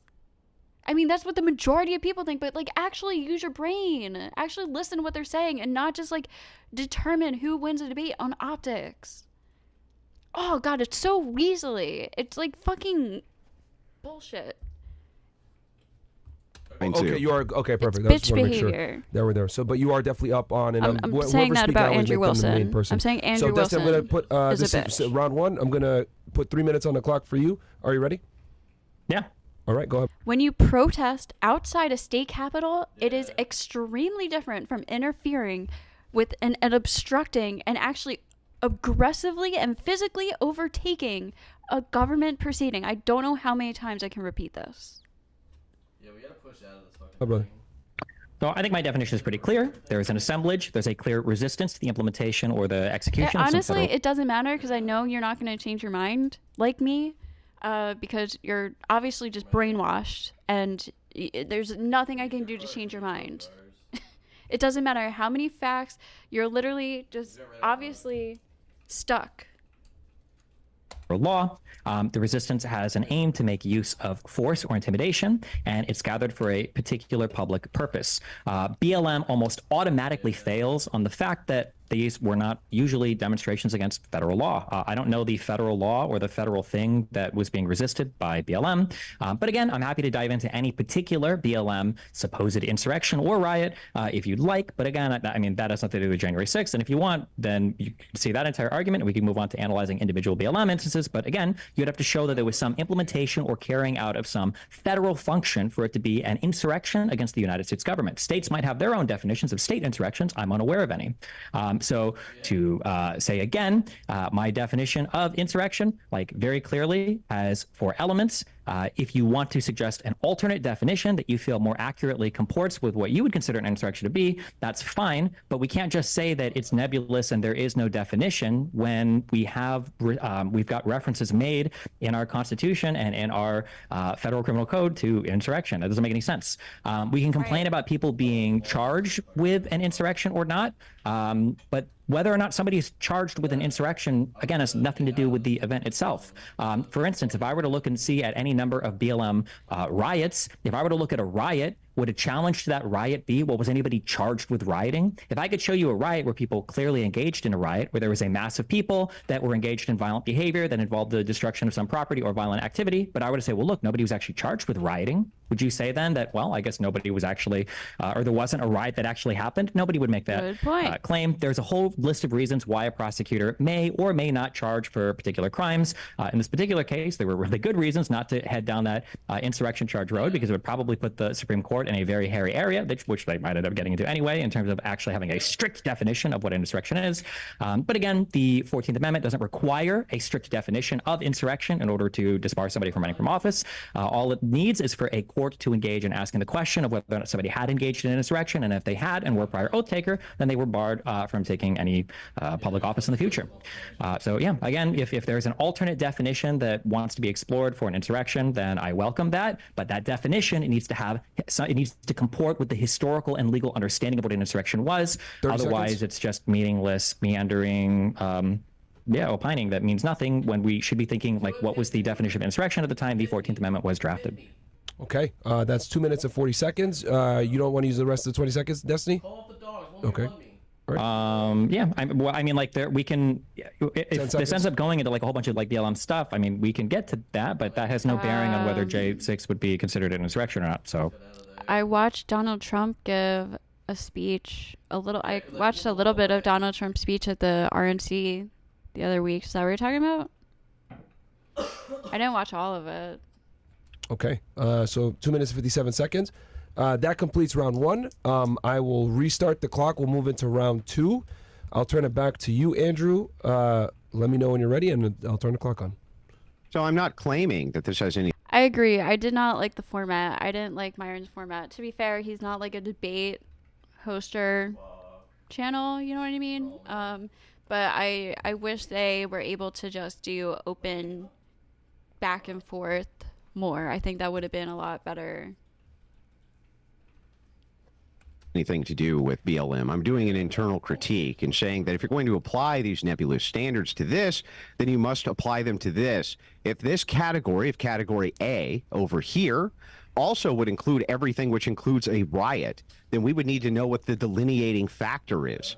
He's proceeding with a government process.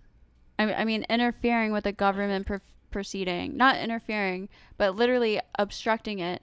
The intent, okay, the difference between a riot and an insurrection is a riot is a bunch of people gathered together to protest aggressively, violently, and illegally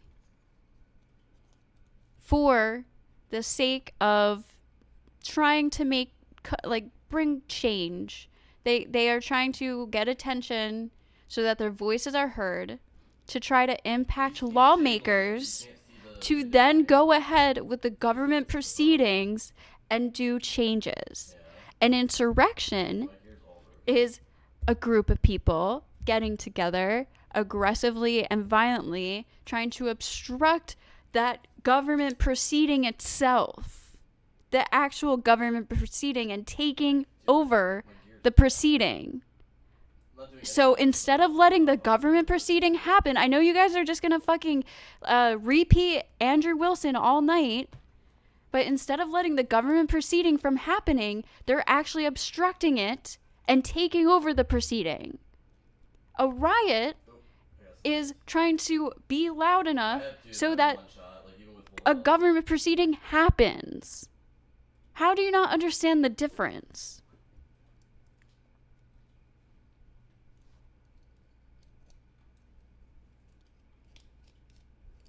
He claims here there must be some federal element. However, that's not in his definition. Here's a difference. Here's an example, because you guys love these little hypotheticals. So somebody wants to change a law. Somebody wants to ban all abortion. Abortion's legal everywhere, and they want to ban it. So a bunch of people get together, right? A bunch of people get together, and they're like, they're outside and they're protesting. They're outside on federal property, and they're screaming and they're breaking things, and they're like, we want to ban abortion. We want to ban abortion, right? And they stand out there for a couple of days, and their goal is to try to get lawmakers to do something to ban abortion. An insurrection would be people want to ban abortion. So, on the day when abortion is being voted on in the Senate, or like say an abortion bill is being passed, it went through the House of Representatives, now it's in the Senate. The Senate's trying to decide. And a bunch of people get together and aggressively try to break in and somehow impact. They have some kind of lawmaker there, or they have some kind of like contact in the Senate, and they're trying to do something that would literally violate the proceeding itself, so that they aggressively overtake and stop the bill from being passed illegally when it naturally might have been passed. I saw him once. So they're doing something where they're trying to like talk to somebody to stop the bill from being passed, but not just by breaking shit, having their voices heard. They're actually like interfering with the proceeding itself, not trying to have a domino effect so a proceeding happens eventually. They're actually interfering with the proceeding itself, and they have like insiders. That's what Trump was doing.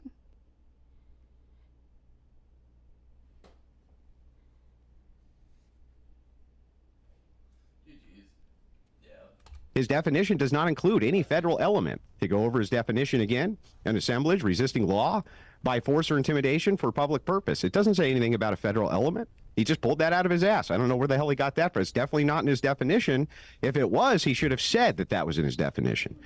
He said he keeps going back to this illogical idea that just because X doesn't happen doesn't mean X isn't true. Yeah, that's true, but it also doesn't mean X is true. So making the claim that, well, wait a second, Andrew, just because they weren't actually charged with insurrection doesn't mean they weren't guilty of insurrection. Well, that's nice, but it doesn't mean they were either. And I have the evidence on my side, as none of them were actually prosecuted for insurrection. None of them were prosecuted for insurrection, and Trump was acquitted for inciting insurrection.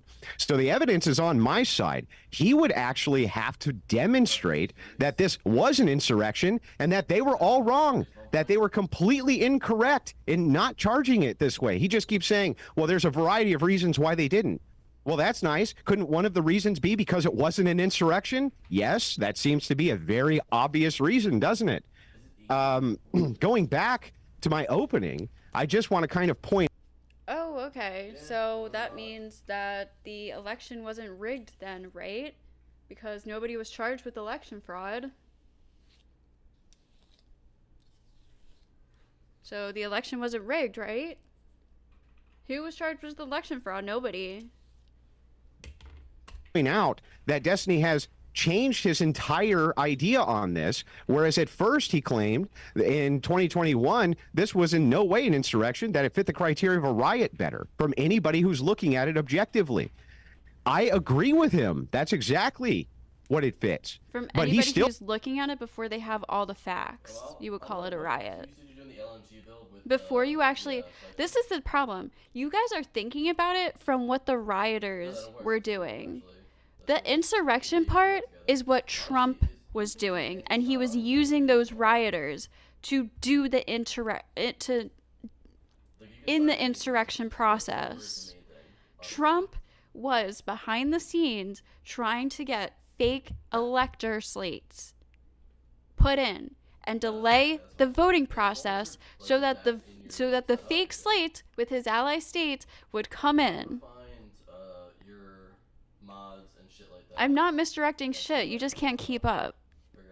Bill has not demonstrated at all. I know it's hard. That this was actually an insurrection. He just says, well, I have this nebulous definition. He also says, give me a counter definition. It's not my burden to give you a counter definition. What do you mean? I'm not calling him insurrectionist. You're calling him insurrectionist.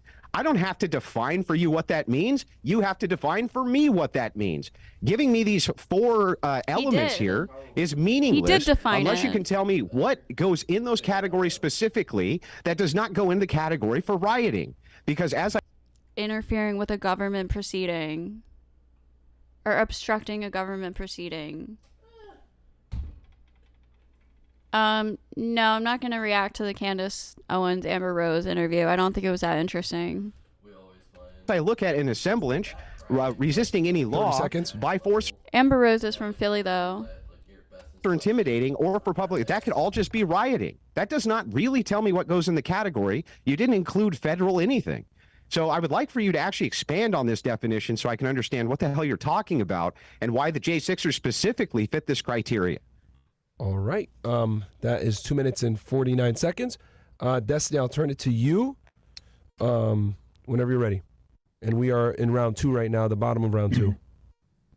Yeah, so people so there's 2 parts to the insurrection, 2 elements that I don't think would fit. So the first one is an assemblage. That would clearly fit a riot, I think, but it would fit a riot and it would fit an insurrection. The second part is resisting a particular law or interfering with the course of a government proceeding. There are plenty of riots that aren't riots to resist like the implementation of a law or to interfere necessarily with like some government proceeding. We can imagine a million reasons why people might riot outside of a baseball game. People might riot in protest to a statement that was made, or in relation to, I don't know, the outcome of a sporting event. Like, there's tons of people that can riot that aren't rioting with the goal of resisting the implementation of a particular law or trying to interfere with the course of some government proceeding. So the part 2, the second element I've listed, really wouldn't comport with most riots. And then the third one is the third element by force or intimidation. I would say that riots generally have a forceful or intimidating aspect to them, although they generally happen spontaneously. Usually they're not planned in advance to use like force or intimidation. To quote just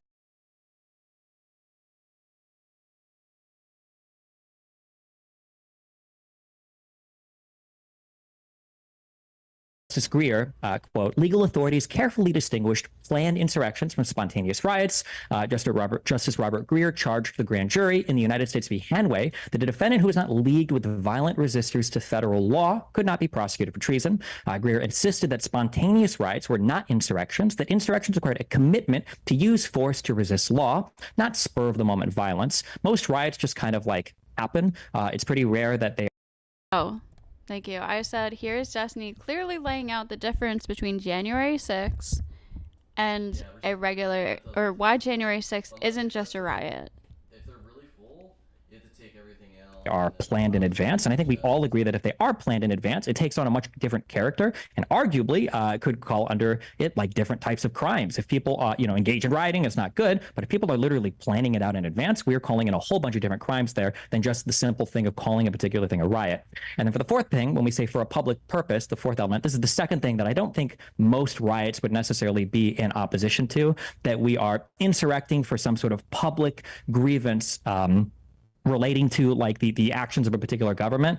So like you might riot, for instance, like BLM might riot against like police violence, but what is there's not like a particular federal statute or federal law there.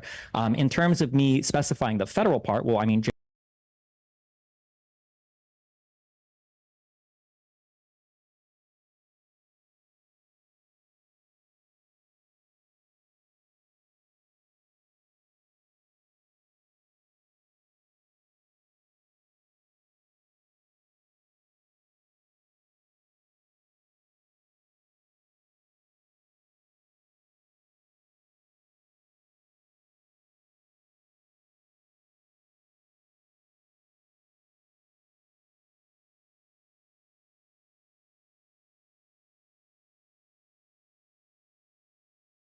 Fuck me. Jesus fucking Christ. Okay, I said... Yep, jumping into PvP meta. I said,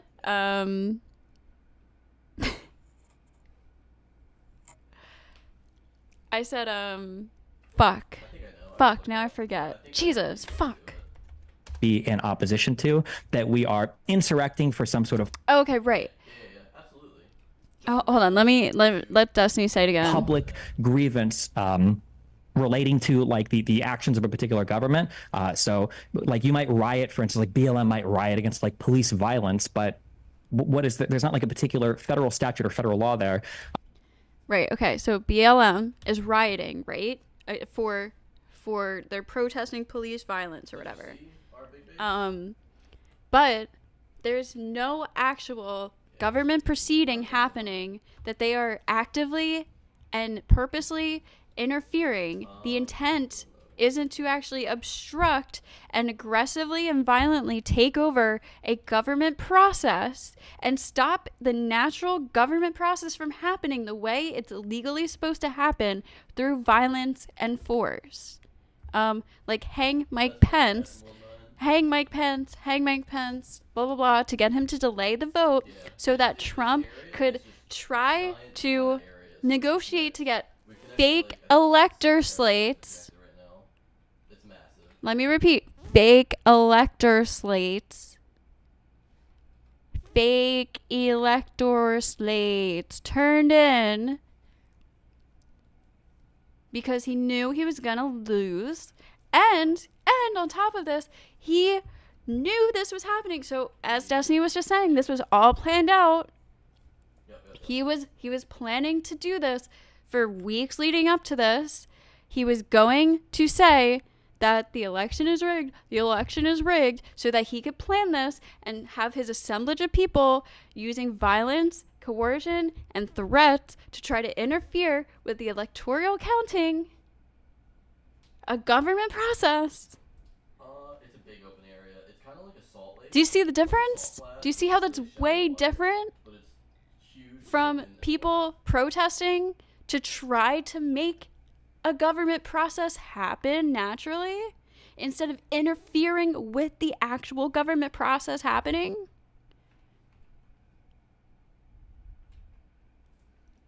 In terms of me specifying the federal part, well, I mean, J6 was a insurrection against like a federal entity. Again, if we want to talk about like state insurrections or something, I guess we can. But the differentiating factor here, the reason why I have the federal part is because we're talking about federal insurrections, and especially for the 14th Amendment, the federal insurrection part is what we're kind of talking about. I'm not even sure if you can do a state insurrection. Yes, that is exactly what you're doing, Brad.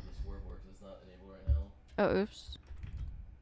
Insurrection against like a federal entity. Again, if we want to talk about like state insurrections or something, I guess we can. But the differentiating factor here, the reason why I have the when I go on vacation, like I don't even really have a working phone. I actually don't have a phone. There's no SIM card in this. I can only use it on Wi-Fi and stuff. It's like an iPhone 6 or something. Oh, it's an iPhone S? Yeah, I don't know. I don't even know what that is. I don't use my phone. So when I go on vacation, like I really don't want to be on my phone at all. I don't really want to be like taking, I mean, like I like to take a couple of pictures and stuff for memories, but like usually I end up having such a good time. Like I'm like, oh shit, I didn't even take pictures that night. Like that's how you know you have a really good time. So yeah, I just try not to be like on technology on vacation, and yeah. Federal part is because we're talking about federal insurrections, and especially for the 14th Amendment, the federal insurrection part is what we're kind of talking about. I'm not even sure if you can do a state insurrection. Maybe you can. But I mean, like summarizing this argument, like the Colorado court found that Donald Trump acted as part of an assemblage, okay, that he helped bring into being. He called the people there. Trump was resisting the enforcement of federal and constitutional rules. He was contravening the 12th Amendment, and he was resisting the Electoral Count Act. Donald Trump, he took numerous illegal... Right there. That's a huge difference. Resisting the Electoral Count Act. Called the people there. Trump was resisting the enforcement of federal and constitutional rules. He was contravening the 12th Amendment, and he was resisting the Electoral Count Act. Donald Trump, he took numerous illegal actions to prevent the peaceful transition of presidential power. This is like a function of the government. He engaged in an ongoing course of conduct aimed at producing violent resistance to the peaceful transfer of presidential power, and he was attempting to decide support to attack Congress. Whether or not somebody's charged doesn't matter. Okay. That is time. So what I'll do is that concludes round 2. Andrew, I'll turn it back to you unless you want me to give Destiny a little bit extra time, and I can give you that extra time as well on the back end, but I'll let you choose that. Yeah, I'm fine. He can finish. Okay. Destiny, go ahead and finish, and I will sure. The final point was that yeah, but my final statement is, okay, if you looked at the Colorado court case, they found that Donald Trump acted as part of an assemblage that he helped bring into being. It said that Trump was resisting the enforcement of federal and constitutional rules, that Trump took numerous illegal actions to prevent the peaceful transition of presidential power. He engaged in an ongoing course of conduct aimed at producing violent resistance to the peaceful transfer of presidential power. He attempted to incite his supporters to attack Congress, which they did, and that Trump's speech occurred sufficiently close in time and place to when and where the insurrection took place to be considered an incitement. Like every single part of this, like very easily and very cleanly meets the definition of insurrection. If we want to argue that my definition isn't clean or that my 4 elements aren't being met, that's well, I don't know how we can argue that. I think all 4 elements are being met. If we want to argue that, well, every single riot would, fall into this, then we could say, well, fine, Destiny, I agree. For your definition of insurrection, fine, January 6th was an insurrection. Now let's talk about these other events, and we could talk about whether they fit or don't fit. Or you can give me your own definition of insurrection, and then we can go from there. Okay, that added an extra 55 seconds. So what is unfair about that? He provided a definition of the insurrection based off the Constitution and previous declared insurrections. Okay, and now Andrew's just going to dodge.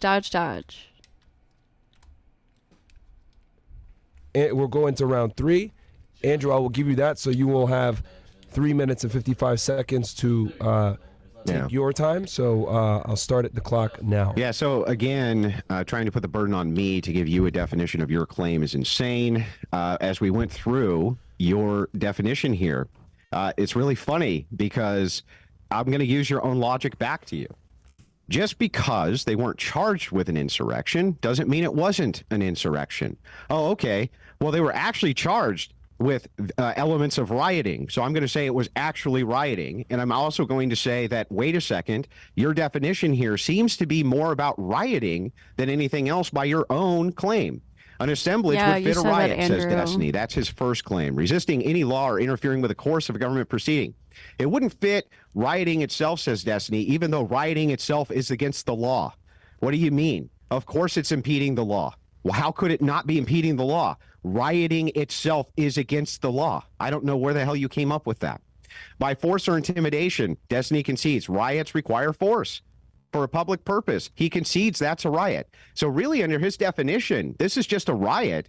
The only thing that we're arguing about here is number 2, resisting any law or interfering with the course of a government proceeding. Let's try this again. Resisting any law or interfering with the course of a government proceeding. A riot itself is resisting the law because it's illegal to riot. So I don't understand how that, again, would not Breaking a law is different from resisting a law. just be a riot. All of these things seem to fall into the category of what people were charged with, which is much more along and akin to rioting than it is any type of insurrection. He still hasn't told us the distinction that fits in this category, why this isn't a riot, even though everybody was charged under that kind of branch of rioting and not charged for insurrection. This is a garbage definition. It's totally nebulous, right? And he keeps on saying, well, wait a second, Andrew, why don't you go ahead and concede that unless you can go against all 4 of these points, well, I don't actually have to do that. All I need to do is say, okay, all these 4 points fit a different criteria better than insurrection. And apparently he agrees. He agrees on point 1, point 3, and point 4. The only thing he argues is point 2, but his argument for point 2 makes no sense because rioting itself is illegal. So therefore you are resisting any law or interfering with the course of a government proceeding. Well, the government proceeding is to enforce law. You would be interfering with the government enforcing law if you're right. That's not a government proceeding. That's not a government proceeding. That's stupid. This is cope. Rioting. So all of these fall under the better criteria of riot, which is, it's totally consistent in my mind because that was the criteria in which people were charged, not with insurrection. And I really need Destiny to answer to that.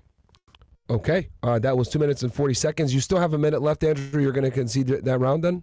Yeah, I'll let him go ahead and answer to it. Cool. So I will turn it back. Sorry, did you not hear me? I said breaking the law is not the same as resisting the law. Okay. Do you not understand? Quests are really good for XP, and so is running stuff. Don't worry, Destiny will explain it for you in a minute. And if you can't understand it from him, I'll try to explain it to you better, okay? So you can understand. Back to you, Destiny. We're in round 3, and this is the second part of round 3. So your turn, Destiny. I'll start the clock back up for you. Breaking a law and resisting law are not the same thing. Usually when people riot, they're not rioting with the purpose of making arson or murder or whatever other crimes are being broken to make those legal things. Usually they're breaking laws, not with the intent of like resisting the implementation or the execution of those laws or resisting or contravening the execution of like some function of government. When people were rioting on January 6th, the goal of that. So, what he just said was when people are rioting, they're not rioting to make rioting legal. That's not the point of the riot. They're rioting, they're breaking the law, right? But resisting the law would be to attempt to change the law through like aggressive force. Why am I not in focus, bitch?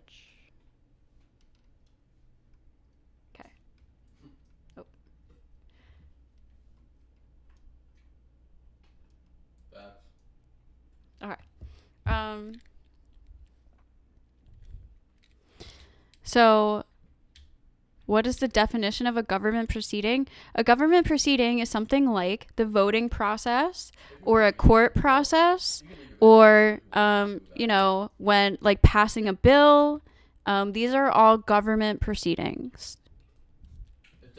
A government proceeding is any process a legal process through the government by which, the law works, like a legal government process that runs our government. So again, like the voting process. So the government proceeding that Trump was trying to obstruct and illegally and aggressively take over was the electoral count for the presidential election. There's also, you can pass bills. There are court proceedings. There are court hearings. There are you know, jury selections. There are tons of government processes every day. That's a government process. Was to stop the execution of the Electoral Count Act. It was to stop the purpose of the government, the execution, the function of government to do the peaceful transfer of power. They weren't simply engaged in violence and breaking the law. They were resisting the carrying out of the law, the Electoral Count Act, the ECA. And again, I don't know, we can loop on this over and over again, but again, if I can show you in Kenosha, if I can show you in Seattle, if I can show you a riot, if I can give you a video of cities burning, people screaming and throwing shit, of, you know, property being destroyed or damaged, and then you were to go, wow, that kind of looks like a riot to me, I would go, yeah, it kind of does. However, nobody was actually charged with the crime of rioting. So do you change your mind on that? Probably wouldn't affect your opinion at all. Again, whether or not you levy a particular charge at a person is way different than whether or not a particular event was a thing. Remember, when you levy a charge at somebody, a criminal charge, what you're really saying is that you can take a person, an individual, and prove beyond a reasonable doubt that no reasonable mind would agree that something else could have happened in front of a jury. That's what criminal court is for. Proving that somebody engaged in a crime beyond a reasonable doubt in a criminal court is not the standard that we use to declare a particular thing a thing. You don't have to prove in criminal court beyond a reasonable doubt that a thing was an insurrection or that a thing was a riot unless we were charging somebody with an actual crime. Okay, that's 1:50 on the clock. So that concludes round 3. And I'm going to turn it to you, gentlemen. You guys can let me know what you want. We can either do another round of 3 minutes uninterrupted debating, if you guys want to formulate your arguments a bit more, because I know there is some disagreement. I would like to do one more round. You would like to do one more? Destiny, are you okay with that? Sure. Okay, and then after that, so we'll go into a 4th round with the 3-minute debate time limit where no interruptions. Then after that, we can get into the 5 minutes of discourse between you two where you can actually speak. But is that fair for everybody? Sure. Cool. Sure. All right, so I will go ahead and reset the clock. This will be round 4. Take it away, Andrew. Yeah, so this is an absurd argument. We'll go right back to Destiny's logic again. He says just because somebody wasn't charged with X doesn't mean X didn't happen.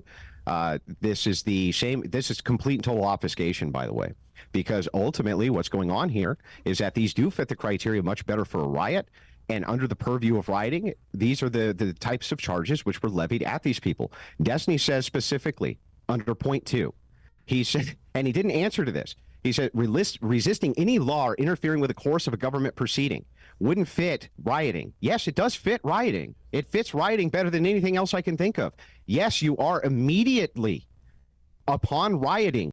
He keeps repeating himself without giving any examples or any reasoning why. He just keeps fucking repeating himself. And this is what you guys call him winning a debate? That's hilarious. Resisting the law, and you are obstructing the law immediately. That is what a riot is. It's an unlawful assembly. So how he could say this, in fact, each point he concedes on point 1, an assemblage that would fit a riot. An assemblage would fit a riot. That's point 1. He agrees. Okay. Point 3, by force or intimidation, he agrees on point 3 that is a riot. He agrees on point 4. He conceded on that as well. And then he just conceded on point 2. He couldn't exactly tell us why resisting any law or interfering with the course of a government proceeding wouldn't fit a riot. Of course it fits a riot. All of these, in fact, fit the events of January 6th perfectly. Perfectly. And if he's conceding that, hey, these fit a riot perfectly, the events of January 6th were a riot, under this definition, which he essentially has conceded is true, then the charges were appropriate that this was a riot and not an insurrection. This could not have been an insurrection. His own definition proves that this is more akin to a riot. He still hasn't really told us, by the way, what an insurrection is, just these kind of 4 nebulous points. But these 4 nebulous points, dude, he's just rambling over and over again. Perfectly.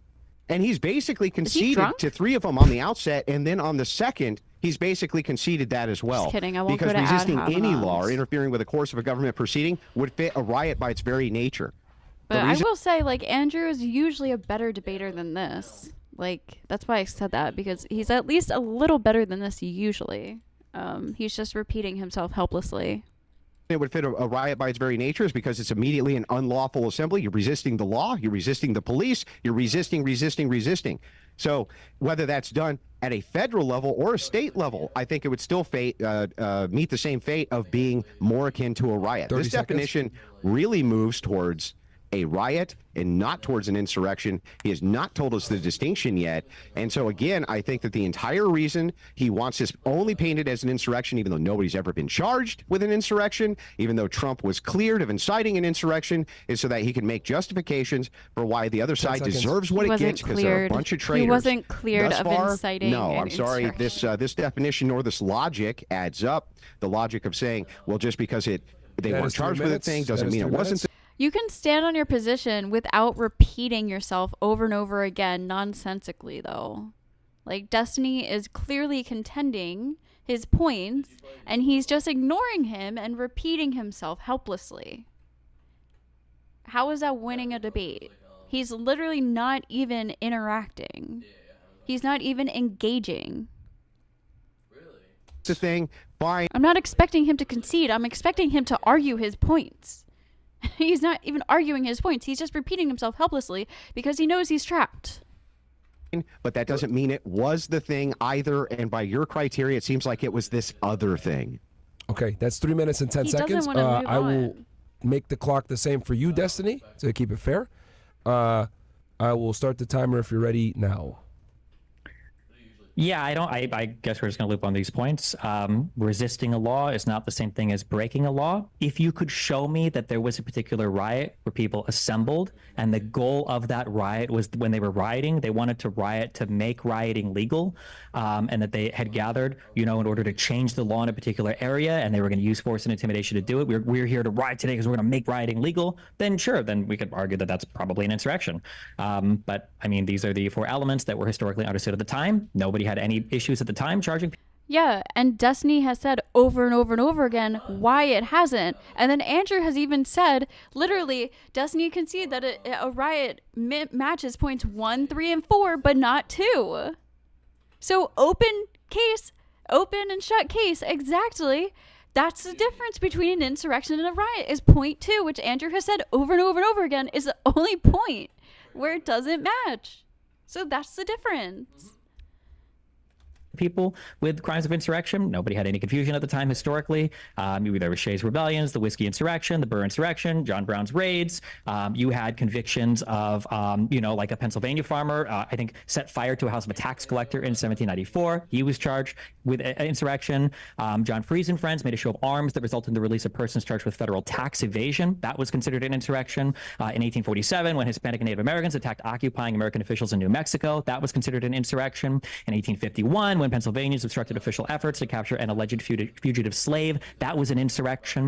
In 1856, when there were rival forces in the United States that were violently resisting the laws on slavery, that was considered insurrection. These aren't just like riots where people are like, we're mad and we're breaking the law by being violent. It was they were resisting the law. They were resisting an actual federal law claiming that particular law shouldn't exist. They were trying to air a public grievance through force or intimidation with an assembled group of people in the goal of overturning that particular thing through violent action. And then on this final thing, so there is a difference between resisting law and breaking a law. Just because you're engaged in a riot doesn't mean that you're resisting the implementation of law. People that are engaged in riots aren't usually rioting to make riots legal. That's what would make that the equivalent. You're not resisting the implementation of a law. Or a government proceeding. So, when they're trying to count the electoral votes, they're interfering with that government process, the legal government process. And they're using tactics that are often seen in rioting to get this done. So they're using rioting as a part of interfering with a government proceeding. It's separate. And then just the crime of the difference. X is not and the he same said thing this as the event over of and X. over and over Nobody again. was charged with insurrection. And Andrew can't admit it because once he does, he loses the debate. That's why he's just looping. Therefore, there was no insurrection. If I walk into a room and I see a person's throat cut, can I not say that there was a murder here if nobody was charged with murder? If I see 20 people setting fire to a house and they all run away and nobody gets charged with arson, can I not say that an arson happened? If I look on video and I see that there's 500 people blowing up, some shit, and they manage to run away, or the cops, can't arrest any of these people or charge them with like the formal, I guess, crime of rioting, does that mean there was no riot that took place? The crime of X is different than the event of X. And right now, we're talking about if January 6th was an insurrection, not did any individual person engage in the criminal behavior of insurrection. That would be a separate conversation. If we want to have that conversation, we could, but we would have to first concede that an insurrection did indeed take place on January 6th. And I believe that the Colorado Supreme Court engaged in good analysis, and they decided that an insurrection had taken place because it comports with all four elements that I gave to an insurrection that were commonly understood in the historical and legal record around the time that the 14th Amendment was passed, when they were putting insurrection in the Section 3 of the 14th Amendment to prevent prior oath takers from holding office again who had engaged in insurrection. Okay. So that completes round 4 of the 3-minute uninterrupted rounds. If you guys are okay with it, we will move on to the 5-minute round where you guys are able to actually have open discourse. Well, with I have each a I have a quick counter if Destiny wants to agree to this for the purpose of fairness. I'm willing to do. I'm willing to do 2 rounds of internal critiques, and I'll allow Destiny to start with an internal critique if I can move to an internal critique after. So 2 5-minute rounds of internal critiques. Does that sound fair? What do we mean when we say internal critique? What does that mean? It means that I'm just here to answer your questions for 5 minutes, and you're here to answer mine. Sure. Okay, I'll let you go first. Okay, so just so I make sure I have this right, so I can moderate it properly. Is he going to question you, Andrew, and you're going to answer? He gets round 1, 5 minutes, and then I get round 2, 5 minutes. Okay, so basically, so it's essentially a Q&A between the two of you where, Destiny, if you're okay with that, we can do that, or we can go to just open discourse between the two of you where I feel like I probably, because I feel like part of my argument is going to be that he hasn't put forth like a positive position yet for me to even attack or interrogate, so I'm not even sure what I would do on the Inquisition round. So I feel like it'd be better to just do back and forth. Okay, well, if you want to do it back and forth, I'm prepared for that too. Okay, but you guys are good with no more, you don't need any more 3-minute rounds to solidify your stances? No? Okay. So I will go ahead and set the timer here for 5 minutes. I guess, who wants to kick it off? I can kick it off real quick. Okay. So, Destiny, would you agree with me that the motivation for demonizing the opposition political party often revolves around calling them traitors, accusing them of treason, and pushing for, some type of villainization that they are against the country, they are against you, they are against everybody? For another debate, maybe, but that's not at all any of the subject matter here. Well, I think it is. I think it ties in because I believe that the motivation for why you're claiming that the other side are a bunch of insurrectionists, though you have no direct evidence of this, and your own criteria is just that of basically a riot, that your motivation is just to demonize the opposition. Sure, but this isn't a debate over my motivation. I could be motivated by 100 million different bad faith factors, and literally none of them would be relevant to this conversation. It could be the fact that the DNC actually paid me money to give this precise argument, and Kamal is on the phone with me right now, and it wouldn't have any impact on this particular debate. I think it would be. I think that the motivation for why you're making the argument itself would have an impact on the debate. But I am willing to concede that if you just want to keep it to the material, we can. Let's move over to point 2 then. Point 2, you say resisting any law or interference with the course of a government proceeding wouldn't fit rioting itself. How does that not fit rioting itself? Of course it does. Well, let's say, for instance, the purpose of a riot. Right. And since Andrew literally doesn't have an argument, what is Destiny going to critique?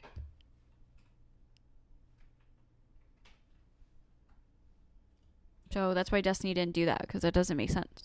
It was because you felt like the law wasn't being enforced. It wouldn't make sense to call that part of an insurrection. Let's say, for instance... I guess he could have asked him questions about why he doesn't agree with his own argument, but that's not what an internal critique is. So that's why I think it does make more sense to go straight into the back and forth. Since that there was let's say that there was a lynching of since Andrew doesn't have a position. Person, and you felt like the cops weren't, upholding their duty or whatever, and so you decided to have a protest that turns into a riot, and you all show up with the goal of protesting and rioting because you felt like the law wasn't being carried out here. You wouldn't really call that an insurrection because they're not trying to contravene a legal process. Just because, again, you engage in unlawful conduct doesn't mean that you're trying to resist, like, the implementation of the carrying out, resisting the laws. That would be the same case with insurrection then. Insurrection would also require intent, right? Yes, yeah, correct. Yes. So the intent would be the contravening of the Electoral Count Act. When people say we need to march and make our voices heard on January 6th to the Capitol grounds where people... No, it wasn't Andrew almost having him. It was... I don't know what it would have been, but it doesn't mean... I guess it would have given Andrew an advantage. It would have given him an advantage, but... the kind of like an unfair advantage since he doesn't have a position. People are going to protest. They're protesting the execution of the Electoral Count Act, which demanded that Vice President Pence count the electoral votes. Donald Trump didn't want that. He made it very clear in the days preceding. Him, Bannon, Eastman, Chesbrough, and everybody else that was working alongside him, Sidney Powell, everybody else, was saying that we need to prevent Pence from counting the electoral vote. That was the execution of a lawful government function. Yeah, but even if an act, and that's what people are going there to protest but even against. if all that's true, Destiny, it still wouldn't matter because the events of January 6th themselves, the intent of the people could have just been to riot, not indeed to commit to any sort of treasonous insurrection activity. And you have... But that's what Trump was doing. And that's what I was saying earlier. Trump was using the rioters to commit an insurrection. Rioting is a part of an insurrection. So you can have you can have rioting and insurrections, or all insurrections have riots, but not all riots have insurrections. Failed to demonstrate this time and time again how this actually would meet the criteria of an insurrection. Them showing up, and just like your take in 2021, right? When you say, hey, look, the damage would have been way worse if they had shown up with the purposes of actual insurrection or some type of 1776 mindset. This is the most armed nation on planet Earth. How in the world can you say these people showed up specifically in order to do that? That makes no sense, man. See, Andrew's focusing on the people. He's not focusing on Trump's actions. None of this law, none of that argumentation was stuck with her. People they obviously showed up to protest the certification of the vote. They were called. And they were literally saying, hang Mike Pence, hang Mike Pence. And Donald Trump was saying, we have to try to get Pence to do the right thing. Pence, do the right thing. We got to get him to do the right thing. And they're screaming, hang Mike Pence, hang Mike Pence. And fucking JD Vance comes out and says, I would have done it for Trump. I would have done what Mike Pence didn't do. That should scare everybody. All there by Donald Trump. If it's a non sequitur, then you in 2021 were using a non sequitur when you made the argument that from the appearance of this, it could not have been an insurrection. He was saying that, Donald Trump was saying that during his speech when he said march to the Capitol. That was their intent, yeah. 2021 Destiny was incorrect because 2021 Destiny didn't have the historical context to understand an insurrection. If you want to bring him on here and talk to him, you can. I am don't talking agree with to him. everything that You're I said. not You're you. not. I am 2024 Destiny. I have learned more things. I have done more studying. I've read more papers, and I've done more research on this. There is actually a strong understanding of what an insurrection is, and there was a strong historical understanding of what an insurrection is. And the idea that a bunch of people were called on January 6th, the date wasn't a mistake. When Donald Trump sent them down there to protest, when he said we need Mike Pence to do the right thing, what was he talking about? He wanted him to contravene the law, and that's what people marched down there for them to do. Donald Trump contravene the legal process. Donald Trump said 30 minutes before this began that this needed to remain a peaceful protest on No, he didn't. Twitter. He never said that. He did. I actually have the No, he tweet. didn't. I have the On tweet. He did say that. In the He speech, did. he said to fight like hell, and in the speech, he said that we need to go I'm down. talking about his tweets. Why would a person put out a tweet to be peaceful if their intent was insurrection, Destiny? Why would a person call a protest on January 6th? What do you think they were protesting? What do you mean? They call protest. Does somebody who commits a murder who says they're not guilty, does that mean that they didn't commit the murder? People call protests. Like, that's not the best example, but a public figure who's trying to do something illegal isn't going to publicly out themselves. They're going to put in little things to try to to try to save it as a safeguard. That's what that was, by throwing the word peaceful in there. Everyone is hanging on to the word peaceful so much. You don't think Trump did that on fucking purpose? If you do, like, I'm sorry, that's really cute that you think that, he's just so pure intended. all the time, that doesn't mean that the We're not purpose talking of the about other protest protests. is I'm asking you, what was the purpose of the protest on January 6th? The purpose of the protest was to go out and show support. Trump was in charge because he got immunity through the Supreme Court because he wasn't the sitting president anymore.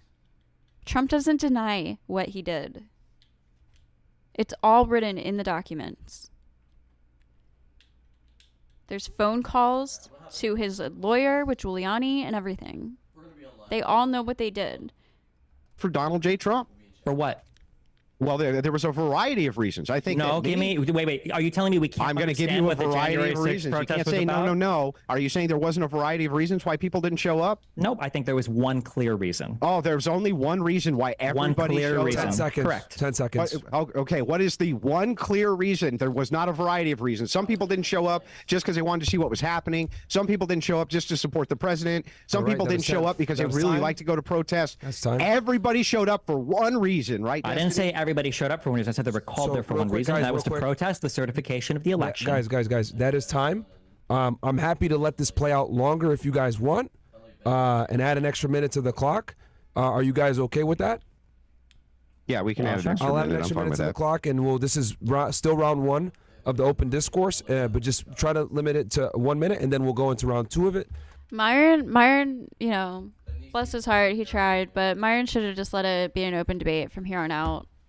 And then we can go from there. And if we need more rounds until at the 5 minute mark, we can absolutely do that. So I have a problem with him ascribing motivation to all. He says there's one clear reason why everybody showed up. That's clearly not true. That doesn't even logically make sense. He could never demonstrate in a million years that there was only one clear reason why everybody showed up. That's a nonsensical argument, Destiny. That's not the argument that I'm making. If the debate is whether or not January 6th is an insurrection, not did every single person on January 6th engage in the crime of insurrection, or did every single person on January 6th go with the intent to commit an insurrection. Why did you say there was one clear reason? I said that there was a clear reason why people were called there, because there was. Donald Trump called people there to protest not on January 5th and not on January 7th and not in a random part of D.C. and not in a random part of the country. He called them on January 6th to the ellipses that was less than a mile walk away from the Capitol building, which is where he sent every single person after his speech. He called them there on the day of the certification of the vote. That doesn't tell us their motivation. Trying to pressure Pence to overturn the election. That doesn't tell us their motivation. That they need to go and protest for the lawful slates of electors to be counted, the illegitimate ones that he submitted, and people went there. Even if I grant engaged in violent behavior, and they managed to delay the certification of the election, which is exactly.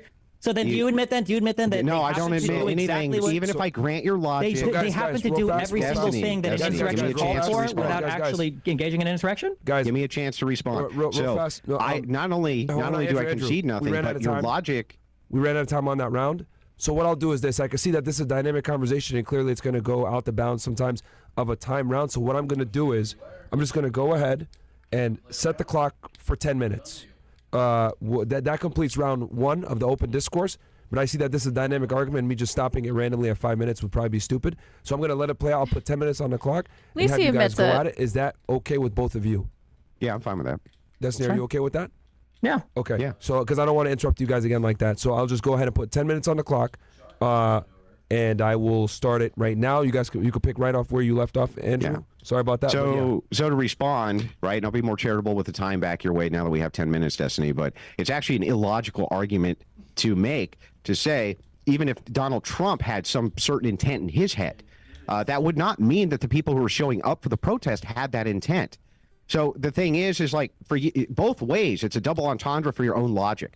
Either upholding the law by having Trump knowingly try to get fake electors sent in. That's why they were delaying the vote. That's why they were trying to get Mike Pence to delay the vote. One, you claim, wait a second, there's one clear reason everybody showed up. Or two, no, there was no clear reason why everybody showed up. They had multiple motivations, even if Trump himself had a different motivation. This is illogical. And if they thought the election really was stolen, first of all, it wasn't even fully counted yet. So they could have investigated afterwards if they really thought it was stolen. But Trump was saying it was stolen from the beginning because he knew he was going to lose. And there was no evidence whatsoever out of all the investigations of election fraud that the election was rigged at all. So it's just bullshit. Donald Trump has been planning this for weeks, if not months, leading up to this. Argumentation. I'm sorry, but this would never be applied to anything. If somebody says, hey guys, we're all going to show That's up. not an argument either. And I'm making the argument right now. If somebody were to make the call and say, hey guys, we're all going to show up to go and blow this building up, and a bunch of people showed up, and then a bunch of them marched with the crowd, and then they all went and a building got blown up, we wouldn't say like, oh, well, we don't know what the intention of the crowd was. We don't know what the intention of the leader there was. We don't know what actually happened there, because we can't divine the intention of every single individual person. They did investigate it afterwards. They did investigate it afterwards. So that's a ridiculous straw man. We can say you can call it. Also, it doesn't even matter because he was trying to have fake electors sent in. He was calling his allies in states. A straw man, but the idea that in order for me, okay, hold on. What would I need to show? Hang on, let me respond to your first argument. Wait, hold on. What would I need to show? Wait, no, there's no spurting. Let me Wait, so which investigation do you believe? Do you believe the investigation of the election fraud, or do you believe the investigation that Trump's immunity, which even there wasn't even an investigation because he was just given immunity? Or the investigation into January 6th? Which one do you believe? Which one do you not believe? Seems a little hypocritical to say, I believe this one, but I don't believe this one.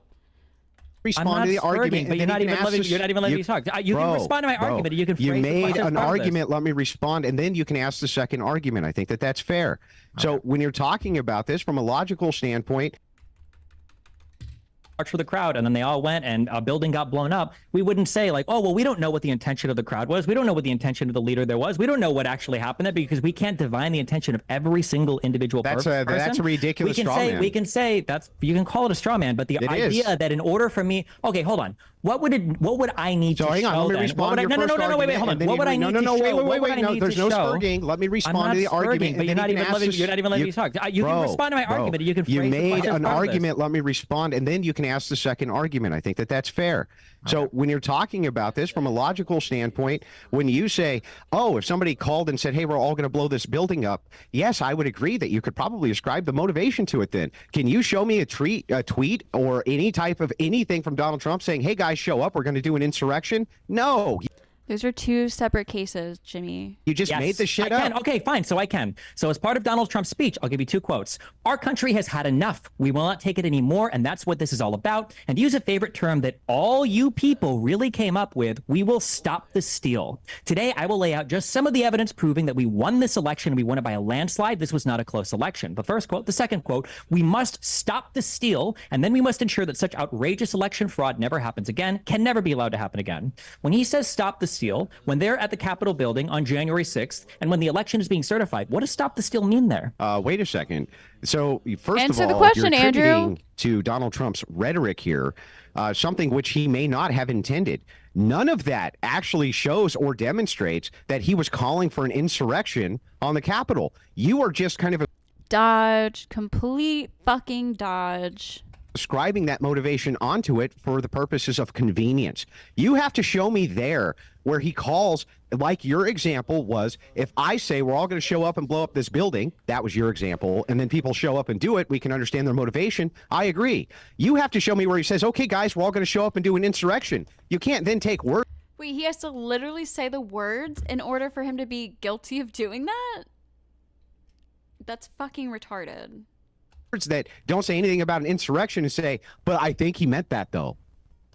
So then just before I answer this, what would I have to show you to show that an insurrection was He asked him a question and he literally didn't answer it.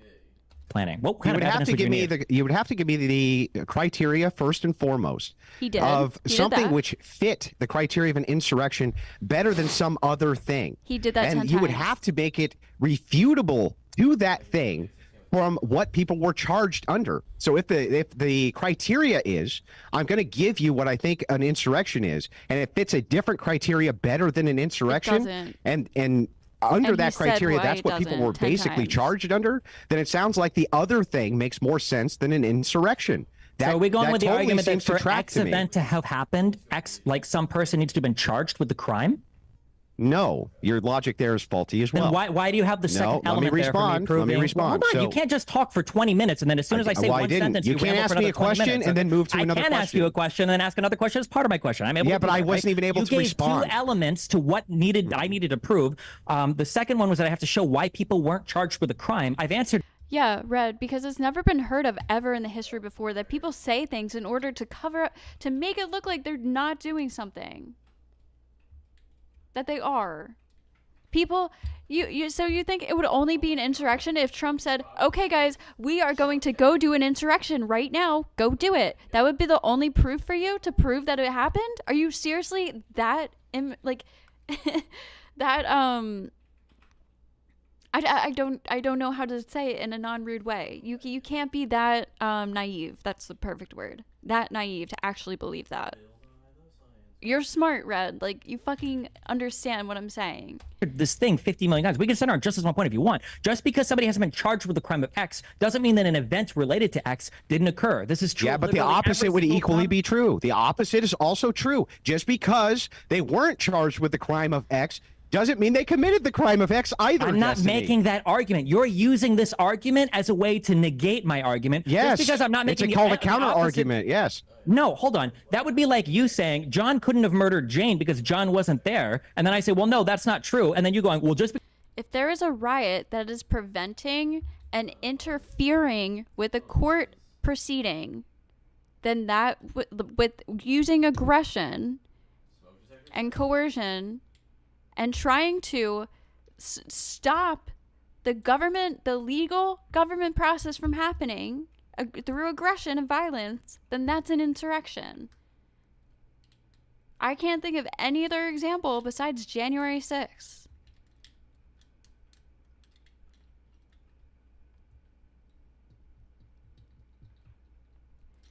They were trying to change those things with the government process, not interfering with the government process. They were trying to motivate a government process to happen, not interfering with the actual ongoing process. That's the difference.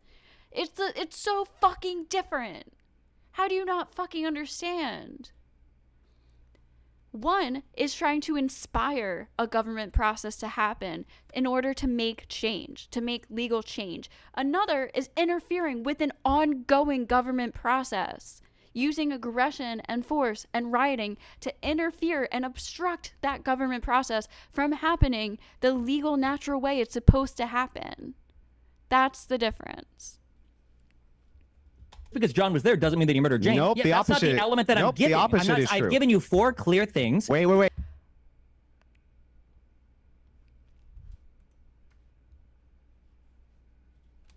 No, wait. Hang on. The opposite is true. An argument that, or give me a definition of insurrection, or do you think it's stop. Hang on. No, there are other government processes, like passing a bill, like a court proceeding.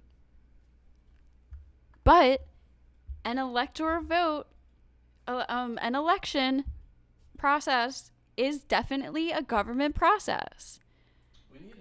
Driving on the highway is not a government process. Walking on federal land is not a government process. Hang on. The opposite is true. I'm not saying that.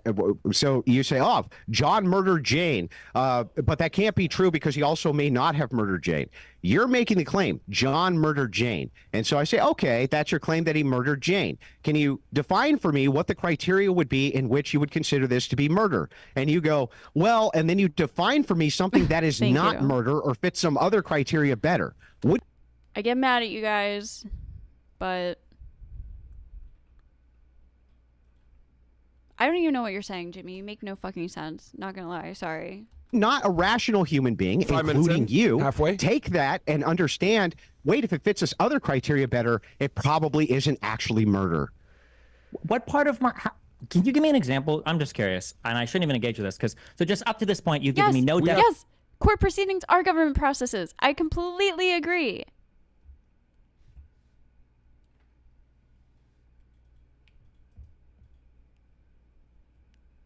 If you burn down a courthouse, if you burn down a courthouse while a court proceeding is happening with the intent of preventing that court proceeding from happening, that could be seen as an insurrection.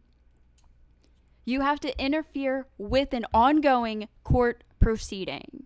Burning down a government building without an actual process, without the intent of interfering and obstructing an ongoing government process, is a riot. It's not semantics. This is a major fucking difference. It is so different. That's a cope. You're coping. It's okay. Yeah, I think you guys are starting to get it, though. I think you're starting to get it. Definition of insurrection. You seem unwilling to commit. It's not my burden. Yeah, I understand that, but I'm just saying you've given me no definition of insurrection. You seem unwilling to do so. So my question would be, can you give me a riot? Can you give me a riot that would fit all 4 points that I've given of what I've defined an insurrection? Well, then you must accept my definition of insurrection. I don't need to accept. Why would I need to accept your definition? Because you're saying that my definition of insurrection isn't valid because it also applies to riots, and I'm telling you very clearly, no, it doesn't, because riots don't typically happen in a planned manner to contravene the execution of some government function or the implementation of some particular law. That's not what your definition says. Your definition says under point 2, resisting some law or interfering with the course of a government proceeding. Yeah, so you're just changing your definition. I'm not resisting. Do you think that resisting a law is the same thing as breaking a law? I think that it could be synonymous inside of people's minds, but no, I could see the distinction with merit. But when you say resisting any law or interfering with the course of a government proceeding, that sure sounds like a fucking riot to me, Destiny. Okay, can you give me an example of a riot where that happens? Where BLM burned down a police station. Yeah, no, it's not an insurrection, Red. It's not. It's completely illegal and destructive. And it could probably start like a civil war or some shit. But if you're not burning down the White House with the intent of stopping like a bill from being passed or the elections from being counted or some other court proceeding, then that wouldn't be an insurrection. That would be a fucking crazy ass riot. If you're doing that, though, with the intent of stopping and obstructing a government proceeding and process, then yeah, that would be a part of an insurrection. That would be a piece of the insurrection. That seems like it's resisting the law. Yeah, so that's what law were they resisting the implementation of? What law? The law of arson, the law of rioting, all sorts of laws. So you're telling me that those riots were trying to make it so that arson was legal? Can you point me to a tweet? Can you point me to a statement where somebody was saying we're rioting because we think that the laws against arson wait a second. are illegal? Can you show me in your definition where it says that the purpose of the insurrection is so? If you don't have the intent of interrupting the government proceeding in order to forcibly change and interfere with the government proceeding to forcibly like make a legal change, then that's not an that's not an insurrection. If you're burning it down just because it has to do with the intent. And also, like the intent of interfering, there is a complete difference. I've said this like fucking, I feel like it's such a broken record.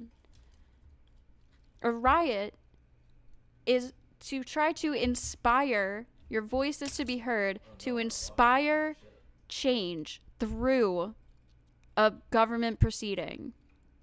An insurrection would be using rioting to interfere with the actual ongoing government proceeding.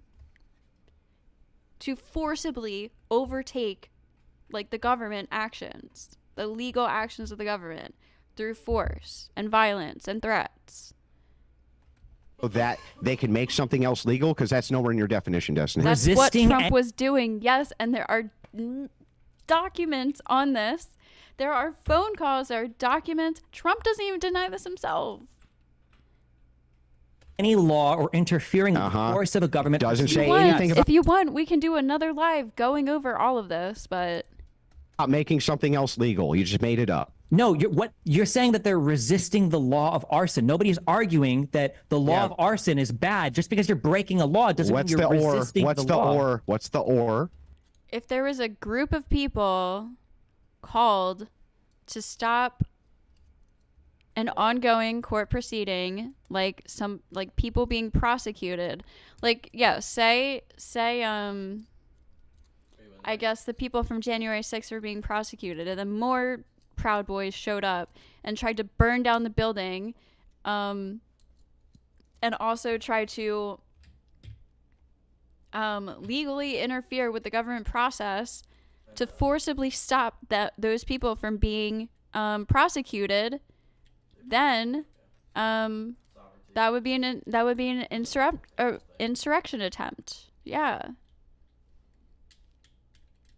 Okay, I will bring you the proof that Donald Trump did this after my vacation. We'll do it, okay? I doubt you guys will believe me. It'll probably be a huge waste of time. The evidence is out there if you want to look it up yourself, but if you want me to do it, that is totally fine. We can go over it on stream together. It'd be a lot easier, I understand, so... 3 minutes? 3 minutes It says, left? or interfering with the course of a government proceeding. Would you not consider, if somebody interfered with the FBI, for instance, for that to be interfering with the course of a government proceeding? Or if somebody interfered with police officers, that would be interfering with the course of a government proceeding? Police officers are not federal police officers. If you want to talk federal- about interfering federal's not with, if you want to required. talk about, if you want to, where you are, because we're talking about It's January not. 6th. We have your definition. It's not required. Where did January 6th happen?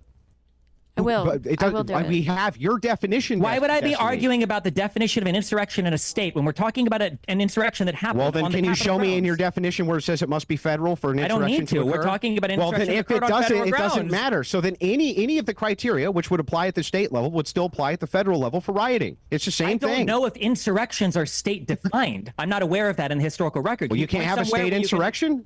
Why couldn't I'm not you? aware of some. Can you show me where in the historical record where that's I'm ever just been asking made? why you couldn't have one. Because I'm not aware of any having occurred That historically. doesn't mean you couldn't have one. You just claimed that it's possible. I didn't make a I'm- claim.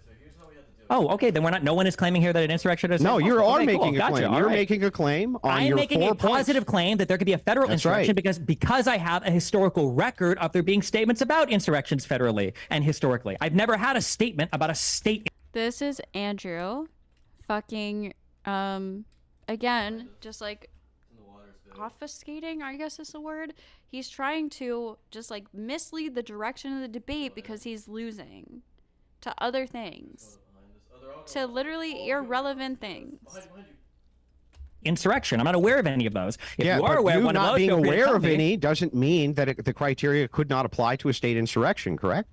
That's correct, but we are talking that's about an correct. insurrection that happened on federal grounds, so we're Yeah, obviously I talking agree, about but federal your definition insurrections. doesn't require federal anything. That's not what your so we definition have no. requires. Okay, I think if this is if the only holdout you have is that your definition of resisting a particular law just means that you are breaking a law, then I think I'm satisfied. No, it's not. Or interfering with the course of a government proceeding. This could be localized for non-localized. It can't be. No one here has made Yeah, any it claims can about a be. non-federal insurrection. Okay, well, if those are your two holdouts that you Well, think okay, well, what the is laws that or is what is breaking the law, or interfering that with the course of a government proceeding mean? What does that mean? The record that I'm invoking, we're especially talking about things relating to insurrection, and we're talking about the invocation of insurrection, which is my understanding has only ever happened in federal law and in stuff relating to the United States.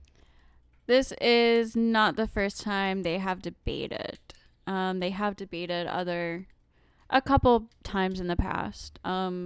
They've had a couple pretty entertaining debates in the past, actually. I think Destiny destroyed Andrew, but... Government, not a state government. If you want to show me it happening, or show me a historical record, or a state constitution, or a state criminal statute that references insurrection, then we can talk about that if you want to. What does... And again, that's not me being fucking biased. I watched the debates through, and there were literally laughable moments. Like,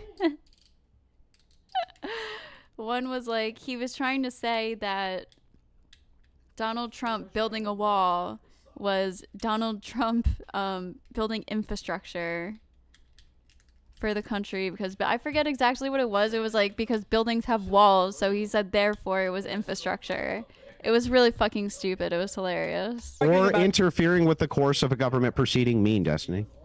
Or interfering with the course of... He was like, do buildings have walls, Destiny? Okay. Well, then he was fixing the infrastructure. The implementation or the 30 execution seconds. of some particular federal law. It has to be federal? Yes, because we're talking about the federal government. No, We're that talking about doesn't mean it. insurrection. Hang on. He did pretty good. I want to say they debated lobbying, I think, for a little bit too. Andrew did pretty good with that debate. I'll give him that. He did good with the lobbying debate, I think. So you're doing a classic kind of Destiny bait and switch, where you say in this particular case it would, because that's what we're talking about. Okay, that's fair, but that doesn't mean that that's what the definition says. The definition itself does not say that it must be federal. It doesn't you don't say even that. agree with my Hang what on. definition are you It even referring doesn't to say here? that anywhere. What does "or interfering with the course of a government That is 10 proceeding" minutes. mean? What does it mean? That real quick, guys. That is 10 minutes. What I could do is, because I see that there's a discussion here between federal, if an insurrection can be federal or state, I will go ahead and reset the clock. I think maybe this is something that we can kind of hone in on. Can an insurrection be? Obviously, we're talking about it from federal level, but can also be at a state level. Do you guys want to shift that conversation to there and make this round specifically for that? Are you guys okay with that? I don't know. A state insurrection. I'm just not even aware of that even being a thing. I don't think I've ever heard Well, I don't of know. that. Destiny, were the I'll put DC clock cops local? I'll put the clock for 5 minutes. DC and we'll cops were do federal. this. No, all of them were federal, eh? The District of Columbia is federal. So they Yes, have it's federal. they have no state police there at all? What state police would they have there? I don't know. I'm just asking. I don't believe so. No, I'm pretty sure Okay. even the National Guard there directly, like the chain of command goes up to the president, not a state governor. Did states have state governments? Yes. Okay, well, I don't understand why you couldn't have an insurrection against a state government by this You should definition. consult the historical record and come with an example next Well, time. just because you never have one, I'm asking you if you can.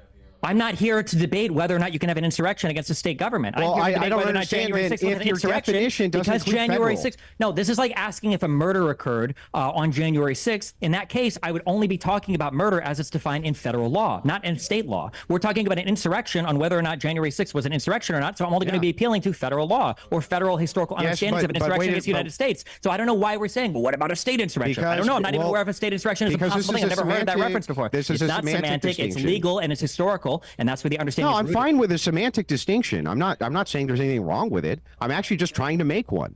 So you agree that the What is the point? What is Andrew's point here? Of deviating from the topic. I just think it literally proves to his acknowledgement that he lost at this point. is that you gave me a definition that it nowhere includes the word federal, correct?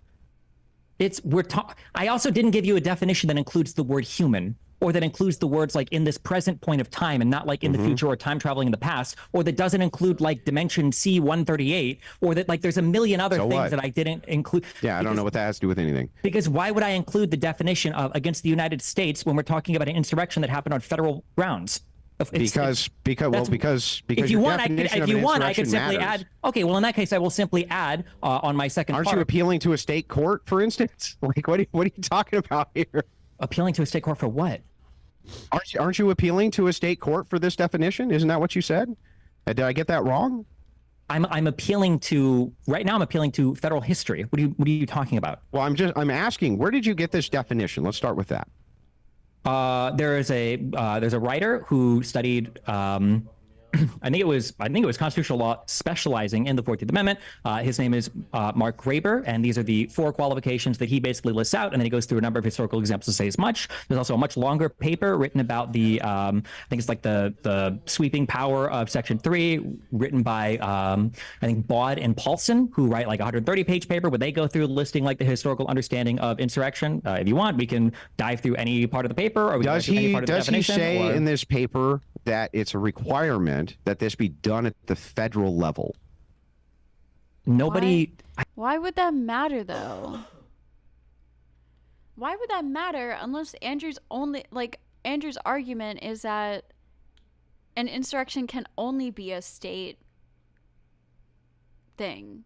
Literally, this is irrelevant unless Andrew's trying to argue that insurrections can only be against a state government and not a federal government. Otherwise, this is completely irrelevant. I don't think anybody talks about state insurrections. I don't think you can levy war or engage in insurrection against a state. I'm just not aware of that. I've never heard of that brought up before. Yeah, but like, I'm I don't just, think, I'm just like for asking. instance, like when you say treason, if I were to give you a definition of treason, I don't know if you can commit treason against like the state of Iowa. I think that's only a federal crime. I have no idea either. This is why I'm asking. I can't say I can't say for sure.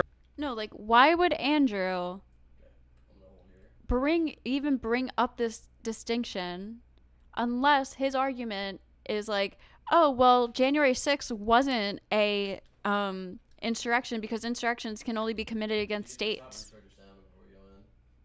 If he's not trying to argue that, then what is the point of him bringing this up?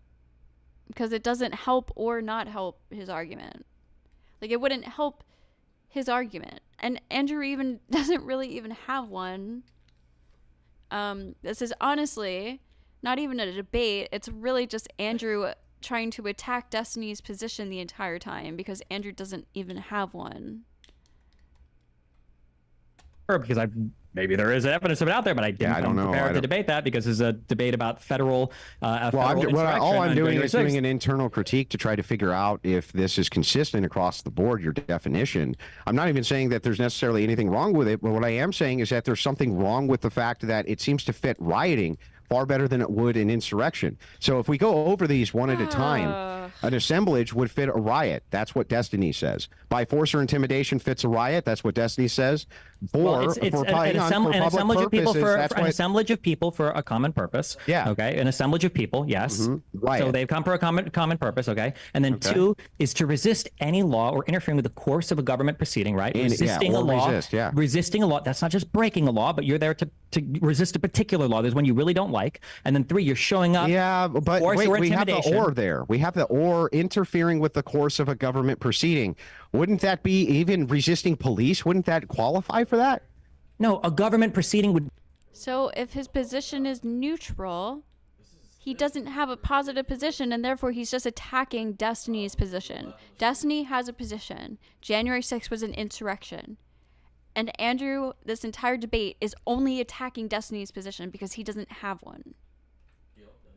Be like the Senate confirming He doesn't have like a firm position for Destiny to attack. So it's really just Andrew trying to critique Destiny's prepared position. And Destiny has nothing to attack. And that's why I said Andrew debates with optics. Officer on bad of the executive agency. You would like have to demonstrate that. I don't believe that that's true. I think that you can interfere with government proceedings, even absent there being some actual proceeding that you're interfering with. I think that if this you would can like be done to with just introduce localized laws.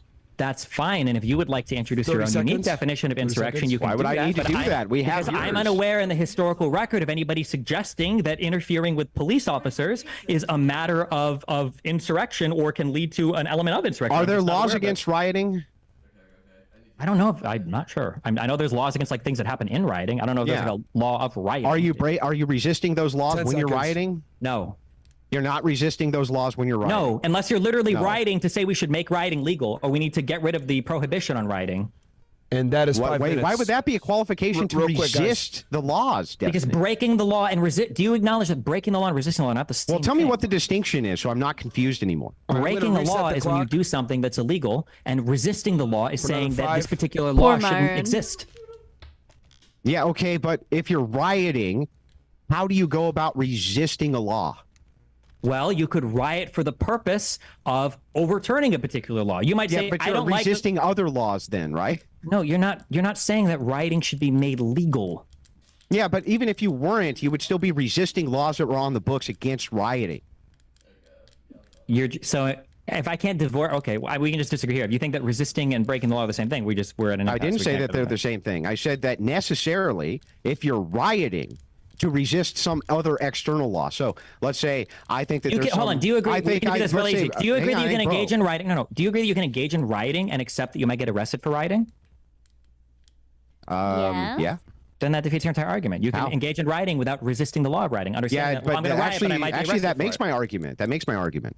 So the thing is that even if I concede that it's true, that you could be, rioting with the expectation that you get arrested for this X thing, right? You could do this for murder as well. You could do this for basically anything. You could commit any crime with the expectation that you could be arrested for the crime itself.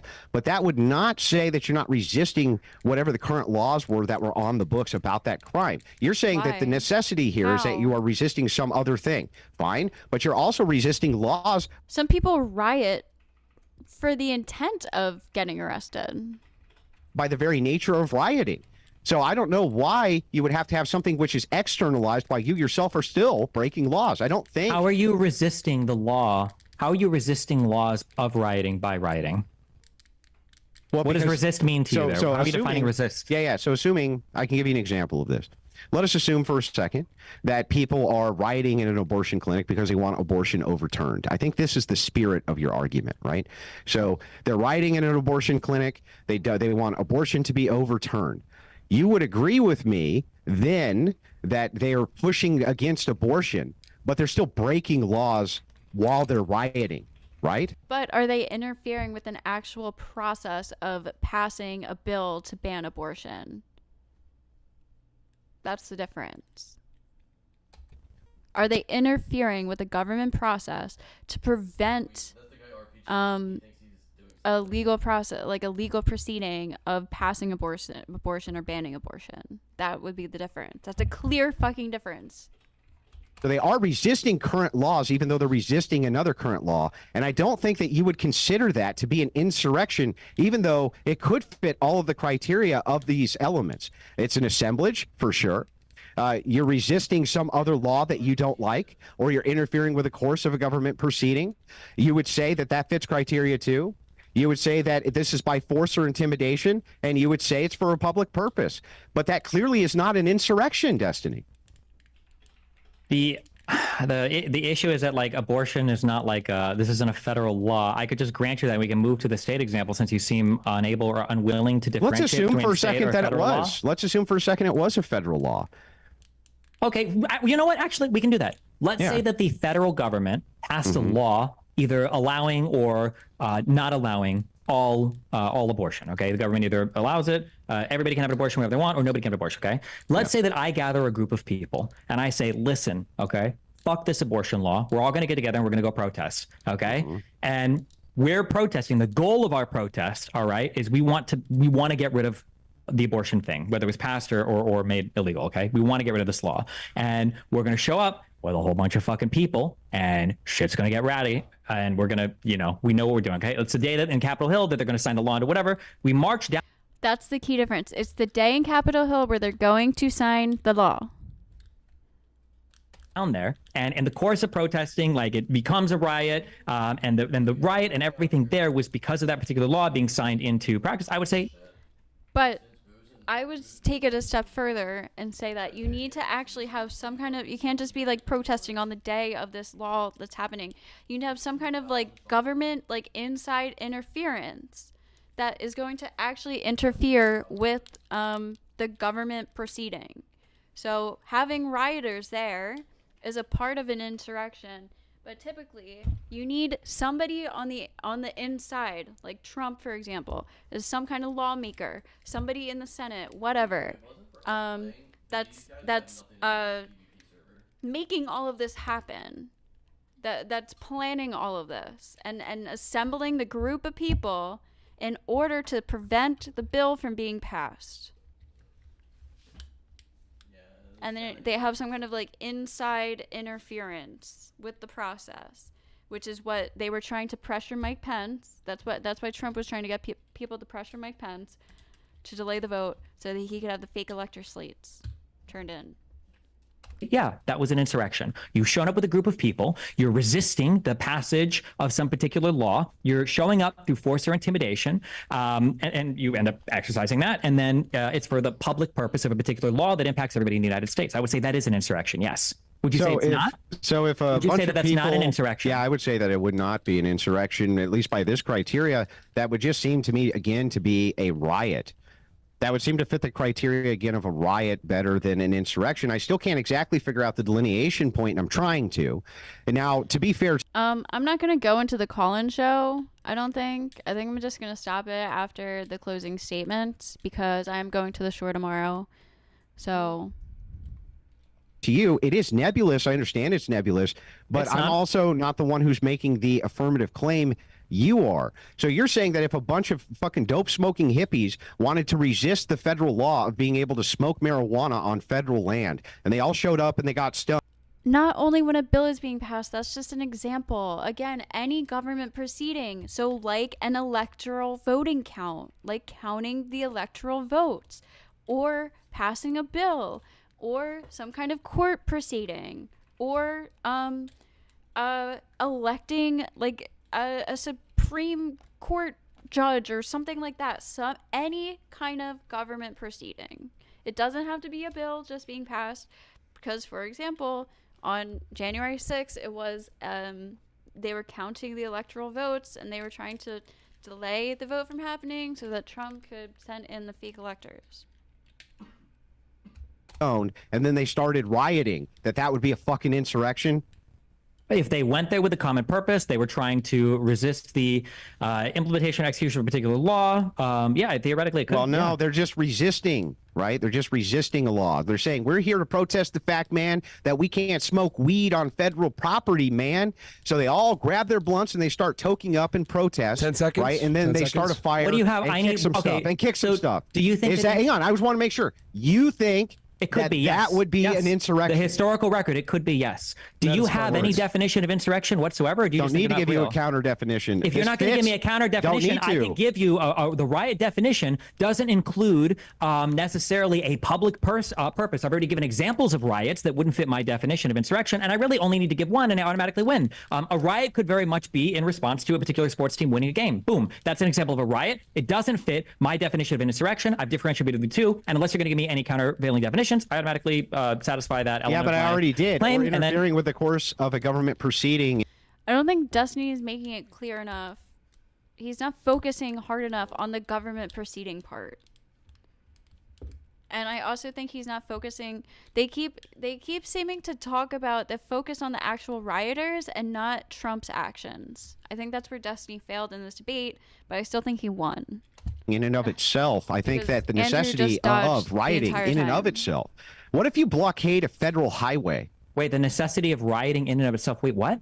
I think. No, hold on, wait. To be clear, rioting. Do you acknowledge that I just gave you? Do you acknowledge that I just gave you an example of a riot that wouldn't be an insurrection under my definitions? So I think that would even be appropriate. I think that you could give me tons of definitions of riots that would not fit this definition of an insurrection, but that would not mean that this definition doesn't fit the definition of riot better than insurrection. You understand? Wait, so if somebody was protesting and it got really violent after a sports game, how would my definition fit that better than insurrection fit that What better if they were blockading a federal highway? Would that be interfering with the course of government proceedings because there's a federal law that says you can't blockade byways on federal highways? No. I mean, this is the thing. I don't know. I don't think that counts as a proceeding. Do you see what I mean, though? This becomes so broad, that we can begin to just add all sorts of things and call them insurrections. What is the government proceeding? Let me give you an example. So if we're going to be totally good faith here, right, which I've been trying to be this entire debate, and I think you would concede that, if we're going to be really good faith here, do you really believe that if a bunch of hippies showed up to smoke a bunch of dope on federal property, okay, and a few of them got wild and started a fire and kicked some shit, right, and fucking, I don't know, somebody got beat up with a bat because there was tens of thousands of them who showed up for that protest, do you really believe that that would fit the criteria of what most people think of, including you, as an insurrection? If they didn't go there united by like a particular public purpose, the public purpose was they were going against this federal law. They don't want the federal law. They're resisting that federal law. So that we don't have to waste more time. No, but they have to actually interfere with the process. They can't just resist it. Time on this. If you want to stack this enough, all I'm going to end up doing is saying they can't just resist it by rioting. I mean. Like, yes, this would agree as I would agree that this would be an insurrection. You have it. You're not able to demonstrate. This is why I'm asking you, like, historically, can you give me an example of an event that you don't think I would want to classify as an insurrection? I don't think I need to because as an insurrection. But if you're just going to give me examples, we're just don't need to. Well, here I can give. I'm going to give you the ultimate example right now. Yeah, I would say that was an insurrection. Nobody in good faith anywhere is going to agree with you that if a bunch of hippies showed up to resist the marijuana law on federal property, and then a few of them started a riot. You need tens of thousands, or you need some insiders.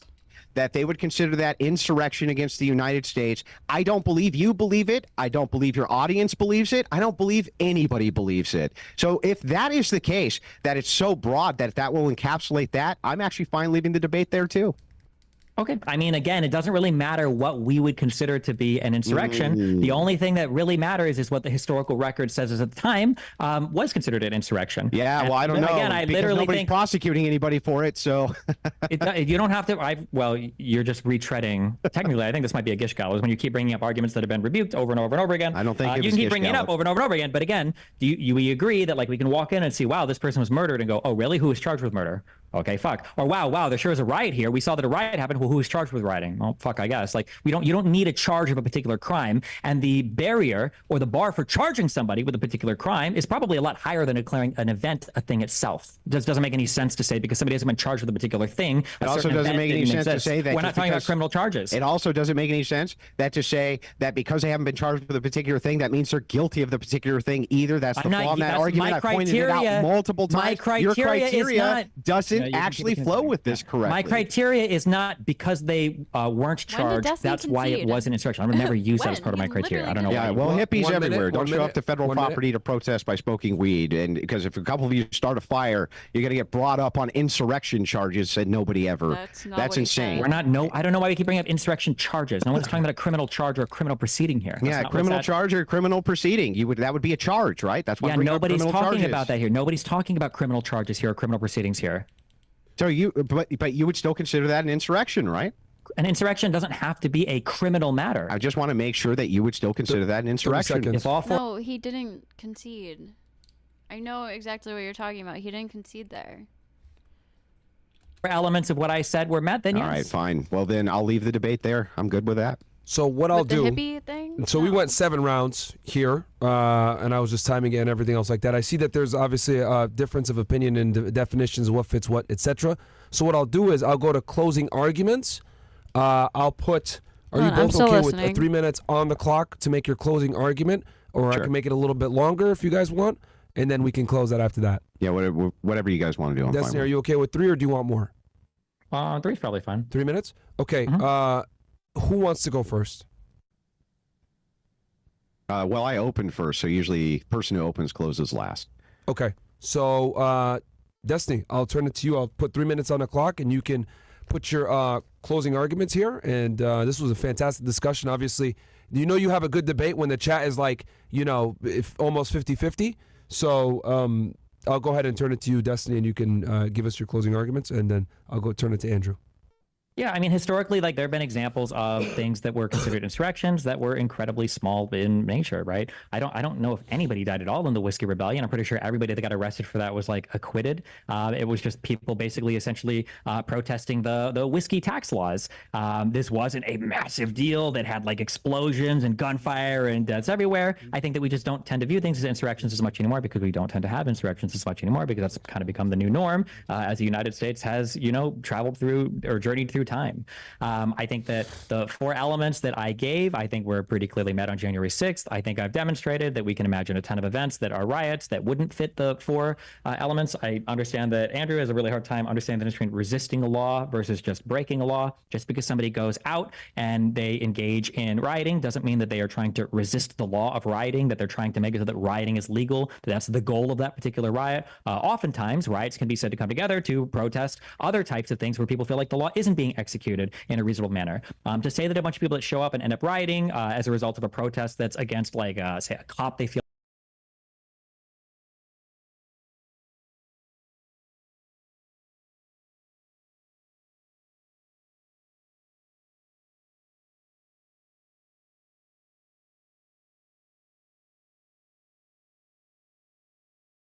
like wasn't fairly prosecuted is the same as a bunch of people showing up to resist the certification of the vote as laid out in the I'm muted again. Yay. Electoral Count Act.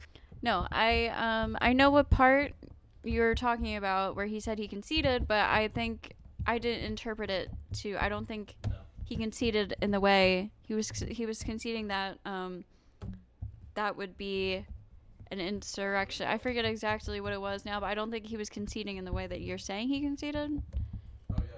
Is just he wasn't conceding to Andrew's argument. That's for sure. Not at all the same thing, but we can continue to misread the second element of this, and I understand why, and that's because if you grant the definition or any definition of insurrection, January 6th almost certainly follows from it. And the only way to escape January 6th as being labeled as an insurrection is to use either a ridiculous type of definition that literally nobody historically has ever agreed to. And again, you will never find historical citations, people that use these very unique and contrived definitions of insurrection, or you set the bar of evidence as being unbelievably high, which is saying something like Donald Trump needed to say, hey, everybody, we're going to go do an insurrection. And absent that, even if he's telling people to fight like hell, even if he's tweeting the day before, Vice President Pence has the ability to overturn the election, even if he's saying like, you know, we need to go down and march and fight like hell and take our country back, none of these things are going to matter if they don't actually use the word insurrection, which I guess means there's no such thing as an insurrection ever having occurred in all of U.S. history. I would say that if you argue with somebody who doesn't believe in a particular definition of insurrection, ask them, has any insurrection ever occurred ever? Which would you consider an insurrection? And then once they start to consider something as an insurrection, say, hey, well, what are the elements that make this an insurrection? Or even more, you could say, historically, what have judges and lawmakers considered an insurrection? People like Andrew will never do that. Instead, they will just play word games all day and try to say, well, riots fit, and what about states, and all these other things that aren't really relevant to defining an insurrection, which, however you define it, January 6th clearly was. All right. Okay. That was 2 minutes and 30 seconds. I will turn it to you, Andrew, to make your closing arguments. And then, Andrew, from what I understand, you wanted to open up the phone lines, right, and have a discussion with the people after? Yeah, I'm fine with that. Even if Destiny has other places to go, I'm willing to stick around for call-ins. I've always done that on the Crucible. Sure. I'm I sure will, there's people. right now as we speak, Bills is firing up the phone line, so we'll get that phone number out and put it on the screen, and you guys can, Destiny, if you want to stay, you can telegraph it to your audience, and we can answer some questions for the people. But I will turn it to you, Andrew, to make your closing arguments. 3 minutes. Yeah, well, it's really funny, this appeal to authority. Destiny grabs this entire nebulous definition from some guy that he respects on the internet and then claims that this is some authoritative definition. This is the authoritative definition because I read it from some guy on the internet. Oh, okay, great. Even though the courts themselves have not ruled on this, and nobody was charged with insurrection. Nobody was charged. Again, one more time, nobody charged with insurrection. Trump acquitted of inciting an insurrection, which, again, nobody was charged with. Talk about nebulous definition. He says, I'm playing word games. Meanwhile, he takes time today, all day, to assemble a 4-point, this is my definition, completely based on some other guy on the internet, which is crazy to me, right? This is Destiny's personal definition of what this means. And it clearly fits 3 of the criteria for rioting right off the gate. We only had an issue with 2. And then when we apply these, and remember my opening statement, I said in my opening statement, this is going to become very broad, right? There's no way that we're not going to be able to call all sorts of things insurrections that clearly are not insurrections. We come up with the idea of what if a bunch of dope-smoking hippies all show up with the united purpose of smoking dope on federal land in order to resist the federal law. And then a couple of them start a fire and one gets beaten up with a baseball bat or something like this. Suddenly that's an insurrection. Clearly, nobody would think that that was an insurrection. But that's not what he said. That's not what he said, though. He didn't say that was an insurrection. Clearly, nobody would think that. That's a completely unreasonable standard, right? But it's the Destiny standard. And the reason, again, that he had to have such a broad definition, the reason that he needed this, and he needed me to come in and give him some definition he could do an internal critique on, is because his idea that this was an insurrection is only there specifically to villainize the opposition for the purposes of demonization, so that when bad things happen to them, he can call them traitors. That's it. That's the whole game. It's been his whole game now for a while.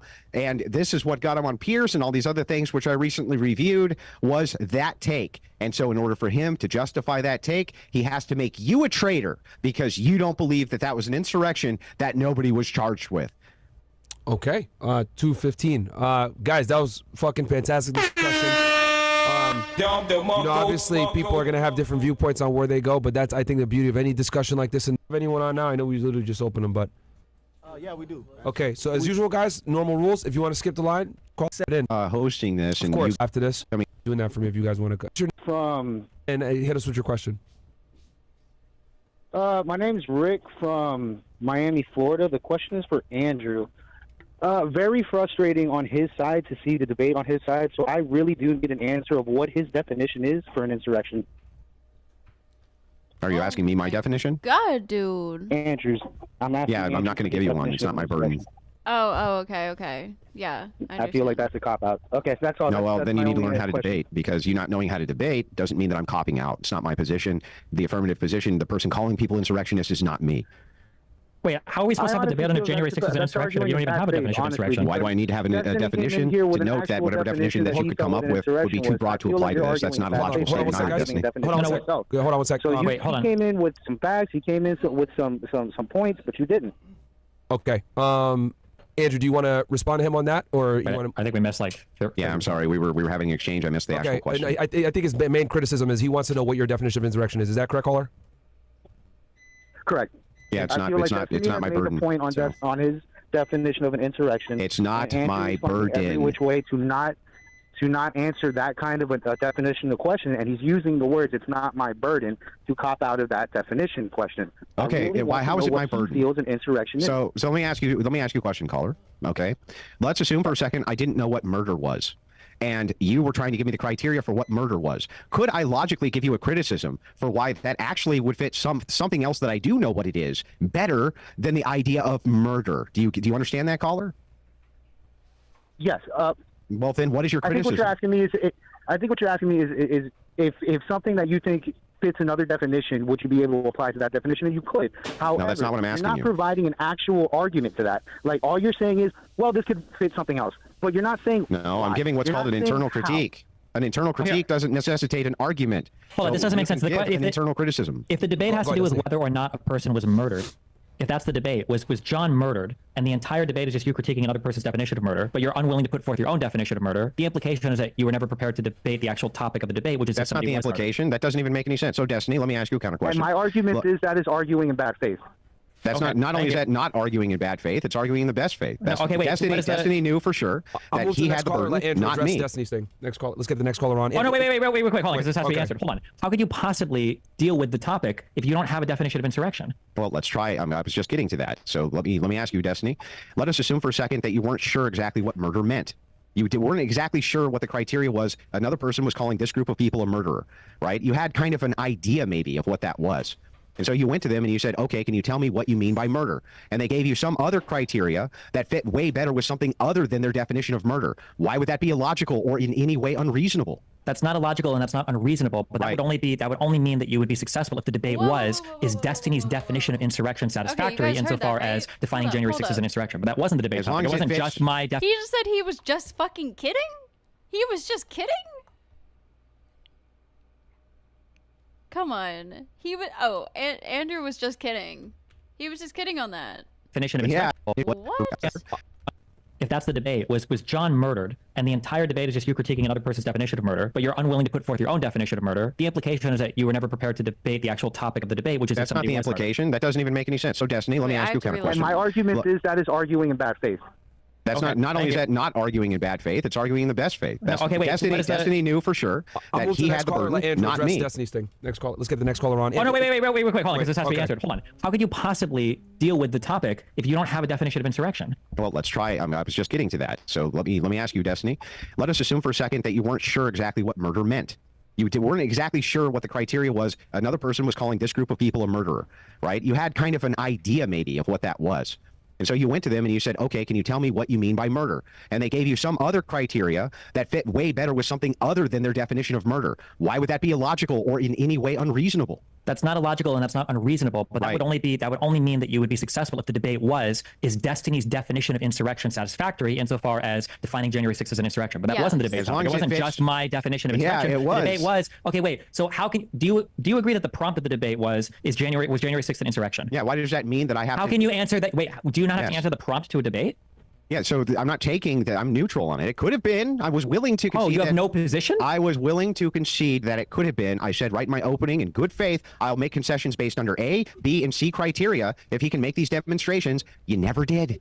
Okay, so then just to be clear then, just so we're all, so the prompt for the debate was January 6th an insurrection? And I came in with a positive and you came in with no position. No, it wasn't no position. It was that it's possible that it was, possible that it wasn't. That's no position. I was willing to hear you. No, it's a neutral position. That's not no position. That's neutral. No position. His position was I'm going to critique Destiny's position.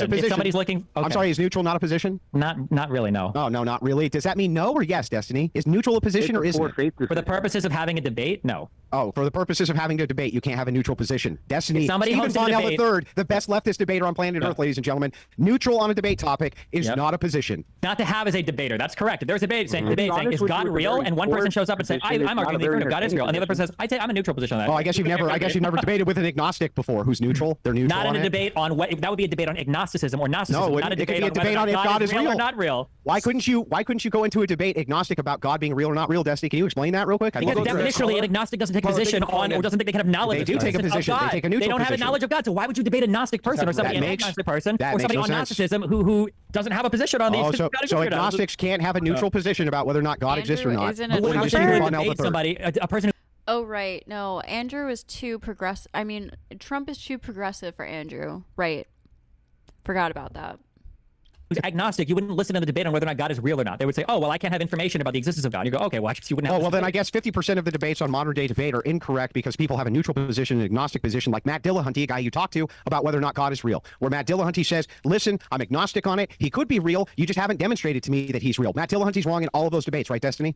He would be if that was the prompt of the debate. Yes, if the prompt of the debate was, is God real or not real? I'm doing the triangle. You I'm doing go, the triangle. You come in and you go, oh, well, I'm agnostic. Then you go, okay, well, why the fuck are you in this debate? You don't have a position on it. Then bring in somebody that feels an atheist who wants to have a strong position of like he's not real, and then a theist who has a strong position. He is That real. makes no sense. You can still have a neutral position. That's absurd. I don't know. How in the world are you the world's best leftist debater if you don't know you can take a neutral position? This is like saying you want to have a debate between two people between who is God or what is God, and one person is Catholic and the other person is an atheist. It's a nonsense position. Everybody knows this. This is like a debate. Oh, game everybody right now. knows it, so this it's is a true. debate game. Yeah. Just like everybody knows it's an insurrection, even though they can't charge I anybody. didn't with say everybody knows right? it's an insurrection. I said the historical record says it's an insurrection. Okay. So what I'll do here is we'll move to the next caller here. Let's Mo, you got it up? 5584, you're up. 5584, you're up. All right. Welcome to the show, 5584. You got Myron Gaines, Destiny, and Andrew Wilson in the house. Hit us with your question, please, quickly, because we got a lot of people on the line. Holy shit. Hello? Yeah, go ahead, bro. You're on air. You can hear me? Yeah, we can hear you, man. You're on air. Hello. For a debate like this, though, it should be.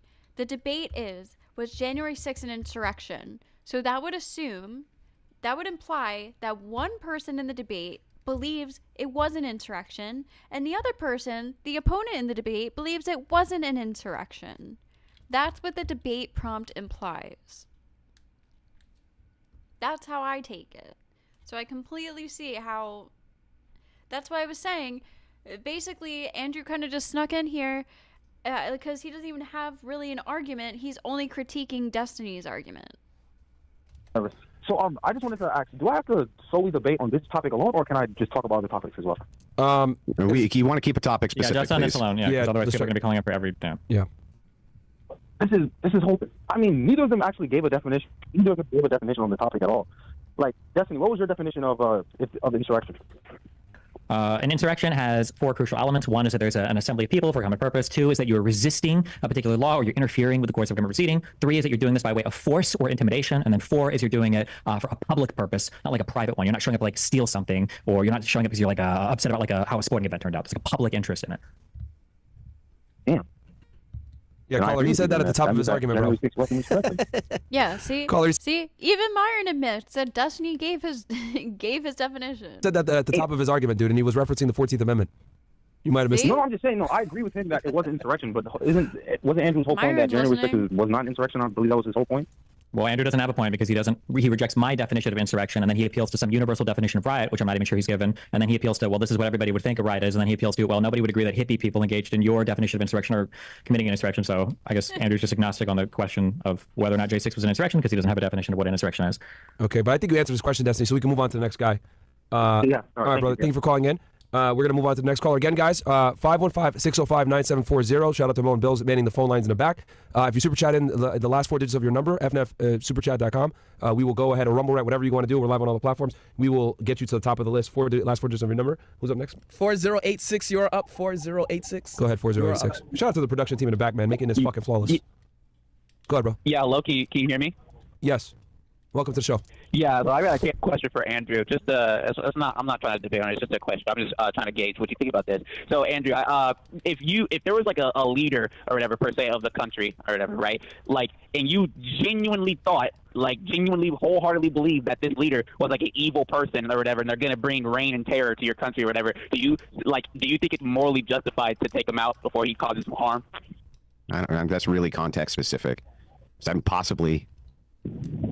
Like, Like, what possibly. do you believe that this leader is like the next Hitler or whatever? You generally thought that. Do you think it's like okay to like kind of take over or like stop them from Again, that claim is really listen. That claim is really context specific. I'm going to tell you it's possible, yes, but I'm not sure because it would be under some type of, again, it's like a nebulous concept, the context behind this. So I'm not sure. Maybe it could be. There's a possibility, but that doesn't mean yes or no. I'm not sure. I would need context for this. Okay, so I mean, just take the Trump shooting for example. Mm-hmm. Okay. Right. So I mean, like, suppose that guy that did it or whatever legitimately thought that like Trump was going to be the next Hitler. Do you think he was in the like almost a moral right or whatever to try to take him out? That's not why I fucking did it anyways. Okay. Why?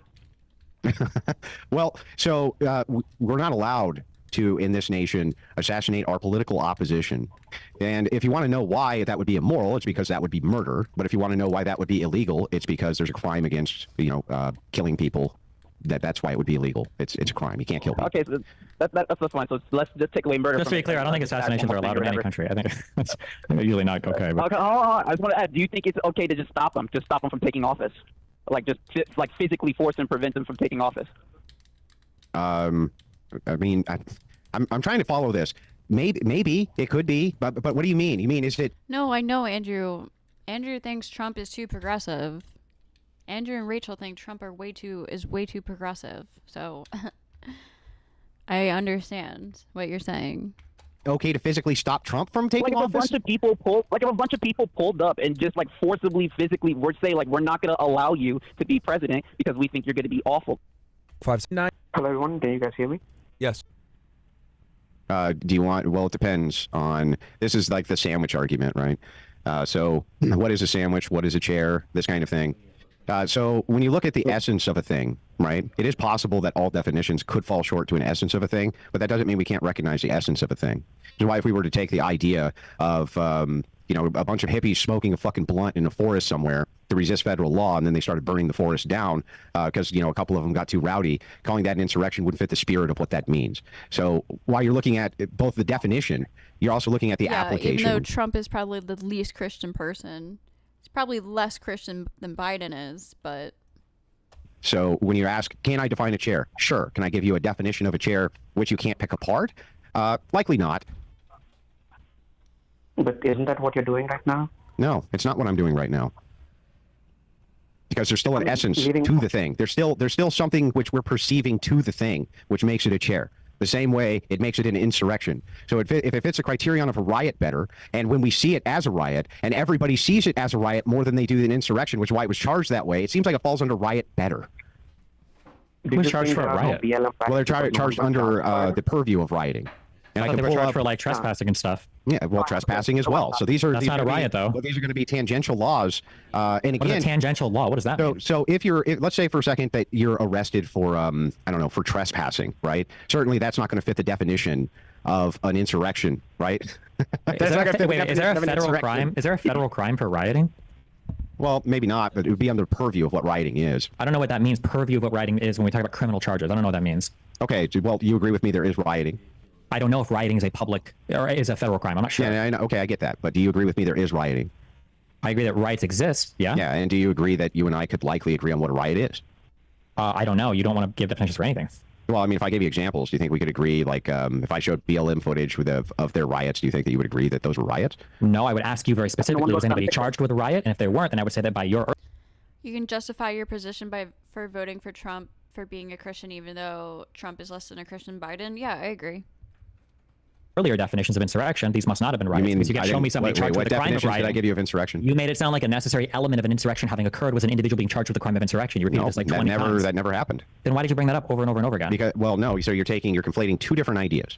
So idea one is nobody was charged with an insurrection, which means the powers that be also, when they saw this under their purview, probably didn't think that it fit the criteria for whatever an insurrection is going to be. And so we have to untangle this idea. And then we move on to idea two, which is your definition may fit something else better than it fits actual insurrection. Okay. Then you'd have to show me for a particular BLM riot that somebody was charged with the crime of rioting. And if they weren't charged with that, they were charged with something else, I'd say, oh, people probably didn't think it was a riot. You would have to demonstrate for me how this was actually an insurrection. I already hit. I laid out 4 necessary elements, the things that wouldn't encompass a riot. Okay, well, I would say that Chaz and Chop was like an open rebellion or insurrection. Would that, and then I would ask you, no, because I would ask you for a single historical example, either judicially, legally, or through any kind of like historical writing, where they say that you can engage in an insurrection against a state. I'm not aware of that being possible. I don't think insurrections are defined for states. But if you can show me an example, then I say, oh, okay, fine, then Chaz was an insurrection. Yeah, okay, but the definition itself, really gross. right? If I were to define it that way, right, as like Chaz Chop, and I'm not, right, but I'm saying I can at least look at that and say this is something akin to this, of what I would expect to see under the criteria of X, Y, and Z. That's my point. Maybe, but you never gave me a definition for insurrection, so I'm not sure. I mean, it's a good thing that Andrew doesn't think there are no riots during the BLM protest because no one got convicted, so that's a good takeaway, I guess. But thank you, guys. That's it. All right, so we'll move to the next caller. So, guys, I'll just discuss with my team how we'll do it. We'll answer a few more phone calls here, and then what I'll do is we'll stay live on YouTube and all the other platforms. As you guys know, obviously, go check out Destiny. Okay, because I know you normally do this on your thing, so I want to try to make it. That would be better, is how the callers say what they say and then disconnect them. Otherwise, it's like a back. Movement was interfering with were the various court cases related to police brutality.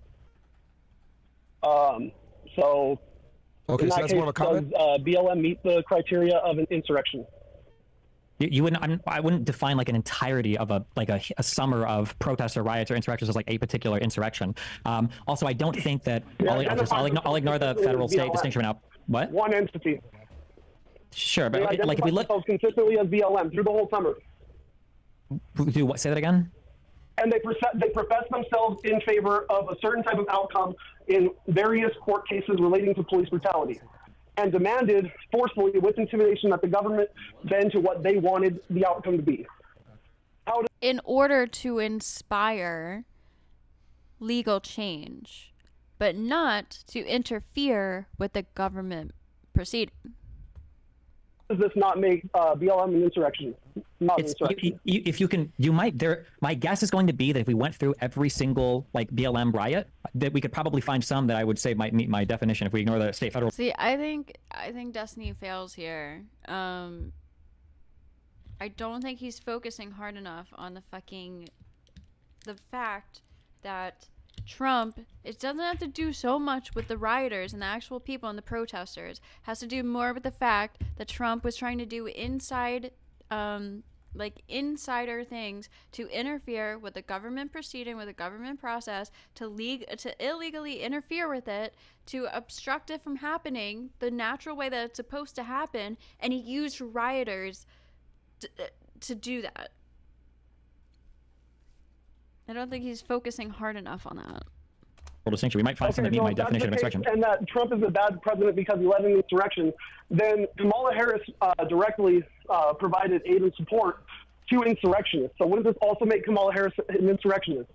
No, because I don't think any court has reviewed any of that behavior and found any of it to be an insurrection, number one. And number two, I don't believe that providing bail money is considered part of... Whoa. No court has said that this is an insurrection either. That's not true. The Colorado State Supreme Court did. Why wasn't anybody charged then, Destiny, with insurrection? Because the court wasn't reviewing it for a criminal proceeding. It was the Colorado State Supreme Court. They don't have the authority or jurisdiction to hear. And what has the Supreme Court said? The Supreme Court said that they didn't really want to deal with it, so they basically axed it. Right, so you were just operating off of your definition. Under your definition, he's meeting the criteria for these being insurrections because he's saying that this is now federal, that these are impeding and resisting federal laws at this point. And so if that is the case, no one is we would have to resisting concede. the federal laws. That's just, you haven't demonstrated that. The federal execution of what law? Well, wait a second. Weren't they resisting the federal laws of how police are able to deal with suspects and things like this? Were they? Was that what police reform was? Was a federal law? That's not none of that is federal. But I don't think. I mean, that's what the caller's saying, though. No, it's not like he was saying they were protesting particular court outcomes. That's the judicial system, not the legislative system. So I understand that government is confusing, but these are two totally different things. I don't know if you can have an insurrection protesting court decisions. I'm not aware of that ever being the case. If you can engage in insurrection or rebellion against a court decision, I'm not aware of that. Too. All right. We will go on to the next caller. Who's up next? And we'll take a few more of these guys. Then I'm going to drop a link in Castle Club for Castle Club members to come in and ask these questions. 7579, you are up. 7579, you are up. Go ahead, brother. Hey, what's up, y'all? Y'all hear me? Got you. Hey, I got a question for Destiny, and I think Andrew can pick up afterwards. So based off of your 4 points that you gave for what would make an insurrection, technically none of your points make it necessary for there to be violence. You say in point 3, force or intimidation, but it doesn't necessarily have to be violence. So based off of that, wouldn't any legal protest where you're advocating for a certain political cause or anything like that in a public space, wouldn't that also, by your definition, count as an insurrection? No, because I think that the intimidation part is important. The quote that I borrowed from here was from Justice Marshall in 1807. He said, quote, "The most comprehensive definition of levying war against the king or against the United States, which I have seen, requires an assemblage of men ready to act and with an intent to do some treasonable act and armed in warlike manner, or else assembled in such numbers as to supersede the necessity of arms." So I don't think you necessarily have to engage in violence, but I think that having the people there with the purpose of like intimidation and being ready to act with violence, I think is easily enough to satisfy. No justice, no justice, no peace.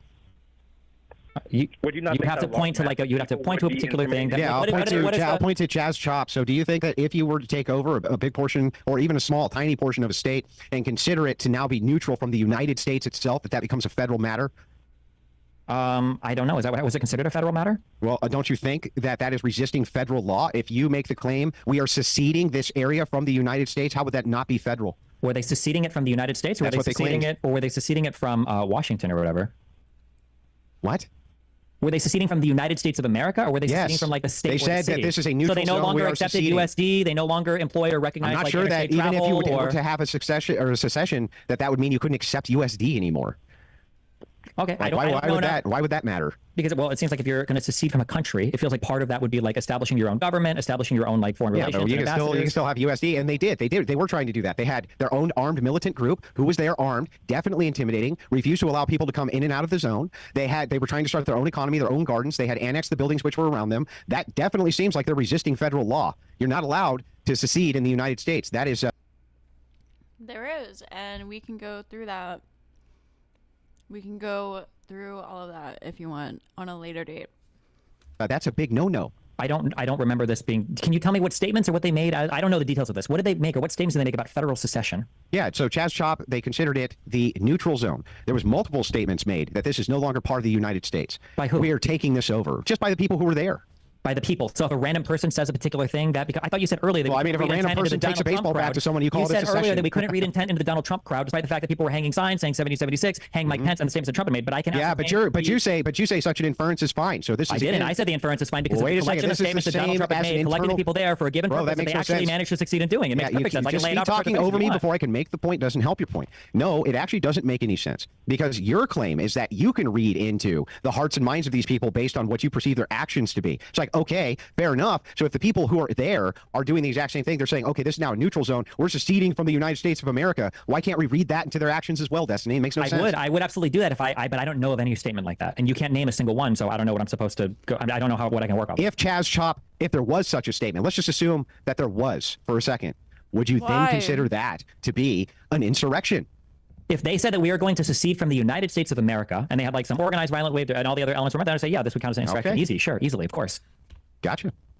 All right. But you wouldn't say the same for January 6th, though, because you haven't given a definition of insurrection, but that's the difference between good faith and bad faith. No, that's not bad faith for me to do an internal critique in your definition when I can at least take your definition and say, wait a second, all of these apply to a different category. And that was established very well. You're critiquing my definition without even having a definition of your own. I don't need to have a definition to critique yours. That's absurd. That's illogical and absurd. The debate, stop using illogical. It doesn't mean anything. You're abusing the word, okay? The debate was whether or not, the debate was over whether or not January 6th was an insurrection. If you only came to that debate to critique my position, and I shouldn't even let you get away with this. You said earlier that you were neutral on it. You're not neutral on it. The answer for you is you can't compute the question. It's undefined. You don't have a neutral position. If you don't have a definition of insurrection, you can't possibly take it. It's like dividing by zero. The answer is not neutral or nothing. Again, you just have an undefined position. I know you don't like have a definition of a term. Yeah, I know you hate this, but that is true. That is illogical. That's actually an illogical statement to say that I would need to have a definition of anything to critique your definition of it if I have something else that I can make a comparison to that fits with better, that you agree it fits better in. I don't know why you don't get that. Okay, what would your position be on if I were to ask you, is January 6th... What the fuck? Are you okay? What's your answer to that? Is January 6th... Did you just go blah, blah, blah, blah? Yeah, if I ask you, was January 6th a... What's your answer to that? Would you say you're neutral on that? Why? That would be incoherent. I wouldn't even understand.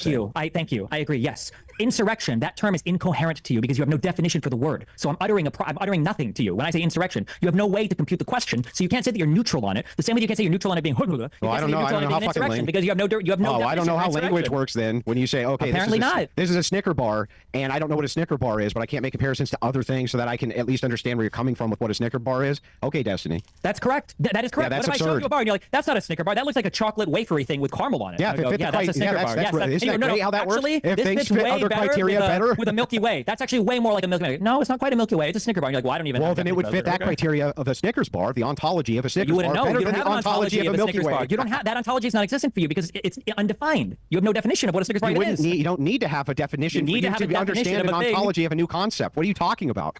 That's crazy. We're arguing over whether a thing is a thing, whether A is B, and for you, B is undefined. So you can't even be agnostic on the question. You can't compute it. It's gibberish to you, like when I utter gibberish. No, this is gibberish to me. This makes no sense. Why? There's absolutely no reason why, if you've never, even if you were to grant, I'd never even heard the term insurrection before, that I couldn't understand if you came up with a term for insurrection. I said, well, fit this other criteria better. Why it is that you couldn't concede that was true? That's this absurd logic. And yes, Destiny's illogical. Okay, we can move to the next caller. I'll take a few more of these that we're going to... Castle Club, guys, I'm going to send you guys a link in Castle Club. We can join in and be the people that ask these guys the questions. And it'll be... And don't worry, we won't have your face on camera because we're streaming on all the platforms. So we're going to protect your identity. If you want to be on camera, maybe we'll do that. But in general, we'll just have your voice play. Who's up next? And whoever is 7983, I see you donated, but you're not in the phone line, so... Okay, 7893, get in there. Who's up next behind him? 1753, you're up. 1753, you're on the air with Destiny, Myron, and Andrew. Go ahead. 1753. There you go. What's up, brother? Yes, sir. Hello. How are you guys doing? Good, man. What's your question for the panel? Quick question. It's tangentially related, but Andrew, why do you think Trump didn't call anybody during the riot? Like there were 3 hours. Cops had their shit kicked out of them. He didn't call anybody except for his lawyer and stuff. But like Nancy Pelosi, that's usually the defense. She was the high queen of all Capitol security. Why didn't Trump call Nancy Pelosi? It's not within. This is not within the purview of the. This is not within the purview of the debate. I don't care about your diatribe. I don't care about your emotional state. This is not within the purview of the debate. All right. What does he look next sick? up, 8438. You are up. 8438. He looks sick of Andrew's shit. That's for sure. 38. You are up. Hey, can you guys hear me? Go ahead, brother.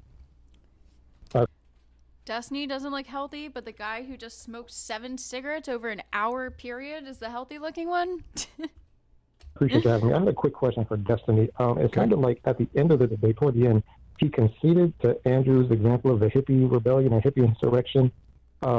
If that's the case, then wouldn't you also have to say that the inauguration for Trump in 2017, the overturning of Roe v. Wade at the Supreme Court, and the I'm sorry, go ahead. Nobody said anything? Yeah, we're just listening, caller. Yeah, just listening to you, bro. Go ahead. Wouldn't you have to say that those two events, and then, of course, you have the White House bombing after the George Floyd death with Trump and everything, wouldn't you have to say that those would fall within the same definition as well? I would have to go through the facts of each of these, but if you can show me that there was an assembly of people that united for a common purpose, that they were there to contravene some type of federal law, that the resistance's goal was to make use of force or intimidation, and that they were there for something that was like in the public interest, then whatever you're going to give me here, I'm going to say, well, yeah, if that's my definition of insurrection, then I would say these were probably insurrections, sure. All right, thanks. Also, wait, hold on. Real quick. Not only would I say that, you should say that too. Let's say, for instance, let's say that when Roe v. Wade changed or whatever, let's say the federal government was going to do a particular thing, they were gathering to, let's just say they were doing a ban on it. Let's say that you had, let's say that Kamala Harris was marching with these people, chanting and cheering them on and saying like, we're going to stop the government from banning abortion, okay? They're going to sign this law today. We're not going to let them do it. We're going to make our voice here. We're going to go and fight like how we're going to do what we need to do to make them not pass this law. They show up when it's going to be signed. She's outside cheering them on as they break into the Capitol building. They go in. When we talk about whether an insurrection is occurring or not, right? And we talk about the 14th Amendment, you shouldn't. I don't stream on StreamYard. I don't know how to get people on here. I was honestly going to go to sleep very soon. If you want, so I'm going to the shore in the morning. If you want, when I come back from the shore, I can do like a StreamYard thing and have a link and everything, and we can debate this topic if you guys want to do that. You want to do that when I get back? I come back, I'll be back like later in the week, like Thursday, Friday. So it'll probably happen like over next weekend or something. if you want to do that, I'm down. For right now, like I don't stream from. I use OBS, so I could probably figure it out though. But yeah, I've been trying to figure out how to get people on here. So, sorry. You cool with waiting a week?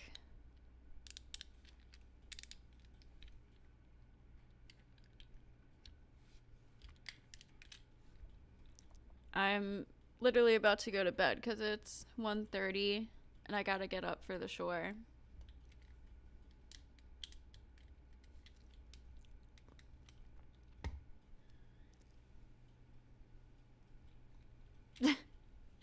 Now or never.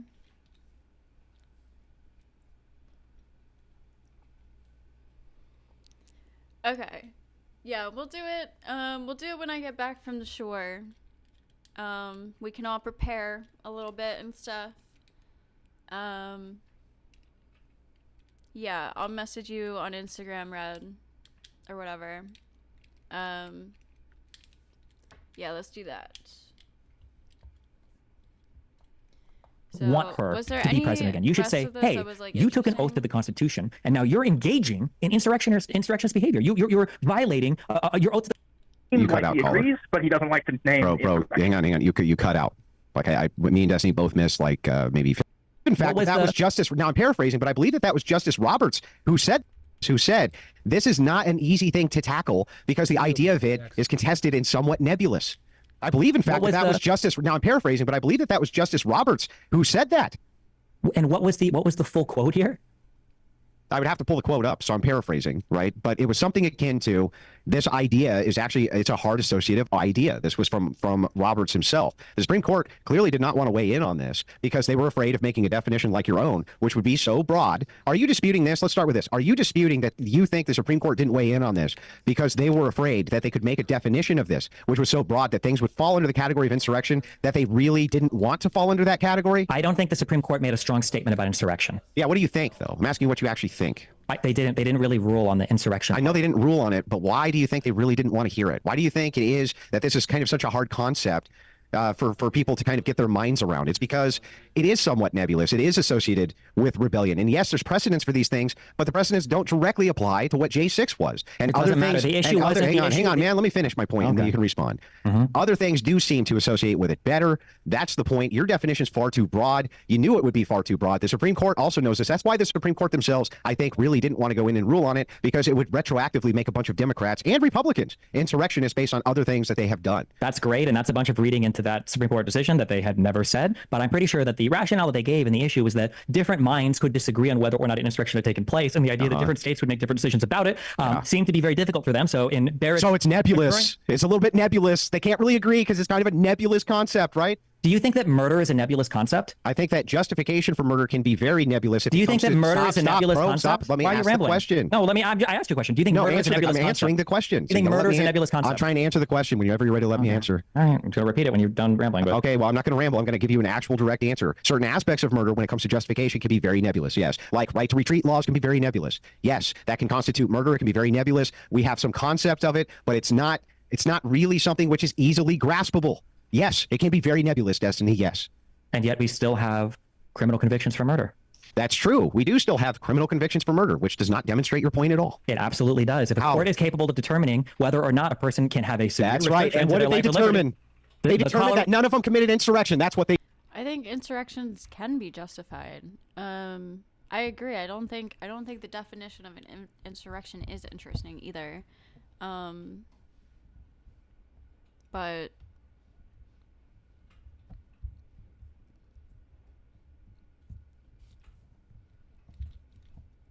that's why I just think it's kind of funny that they debated over the definition rather than what actually happened on January 6th. And I think Andrew's intent the entire time was to do that. And you can say Destiny trapped himself by labeling it an insurrection and trying to provide a definition for it. But I think that's kind of a cop-out to just, like, definition debate the whole night. They determined. That's not what they determined. What yes, they determined it is what was, they determined. Really? Where in the Yeah, Supreme what did they Court charge him? opinion does it say Hang on, that? what did they charge him with? They charged No him one with is being insurrection? charged. The Supreme Court is not a first review. I'm not talking about the Supreme Court. I don't know what you're talking about. What then. I'm saying no one to is, you. I'm sorry. Where in the 14th Amendment does it say the crime of insurrection? All you're doing is speed talking. What I'm saying to you is when you ask me, are certain aspects of murder nebulous? Yes, of course, certain aspects of murder are nebulous. Can people still be charged over those aspects? Yes. Can they be prosecuted? Yes. But you say, well, then you can prove it. Great. I agree. You can prove it. And when these people were prosecuted, they were not prosecuted for insurrection. So clearly, they didn't think it was insurrection, or at least it seems like they didn't think it was insurrection because they certainly didn't charge anybody with that. Gotcha. Just as a quick spiel or whatever, because Andrew has no concept of how law or courts or anything works in the United States, the 14th Amendment has absolutely nothing to do with somebody being charged with a criminal conviction of insurrection. Criminal conviction of insurrection has nothing to do with any of this. And the question before the court in Trump v. Anderson wasn't whether or not somebody had engaged in the crime of insurrection. And the big issue that they cited to for why they rejected that case was Yeah, I agree with allies, and I kind of hate it. Which sucks because I love arguing and debating. because Section 5 of the 14th Amendment said that Congress can pass laws in order to implement something, and they interpreted it as meaning Section 3 could be implemented via the Section 5 power of the Congress, and that's why they threw that case out. Total bait and switch. It's not a bait and switch. It's just it is. Understand Here's why it's a bait. All I was saying was that you saying, well, it's nebulous, therefore a court can't decide. I wish they argued like what actually happened on January 6th, and then I wish they started with what actually happened, and then argued on, and then went from there on whether or not they think that could be an insurrection. Like, I don't know. It's just, yeah. That question. Courts deal with nebulous things literally all of the time. That wasn't my claim The idea either. that a court can't deal with something that's nebulous like insurrection, like courts deal with things like murder or affirmative defenses like self-defense or anything else. Well, Destiny wrote on Twitter, he made a Twitter post and he said, any Republican who wants to debate me on whether January 6th is an insurrection, hit me up. And Andrew Wilson replied and said, I'll debate you. So that kind of implied that Andrew thought January 6th wasn't an insurrection. That was kind of like the implication of that. But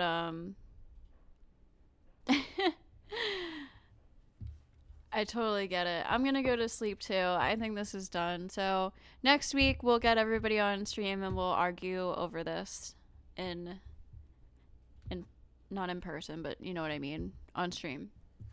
So I'm gonna end here too. I'm tired. Going to the shore. I'm excited. So good night, everybody. Remember to like the stream, please. And thank you for being here again and arguing with me and all that shit. So have a good night, guys. And I'll let you know when the debate is gonna happen next week. Peace.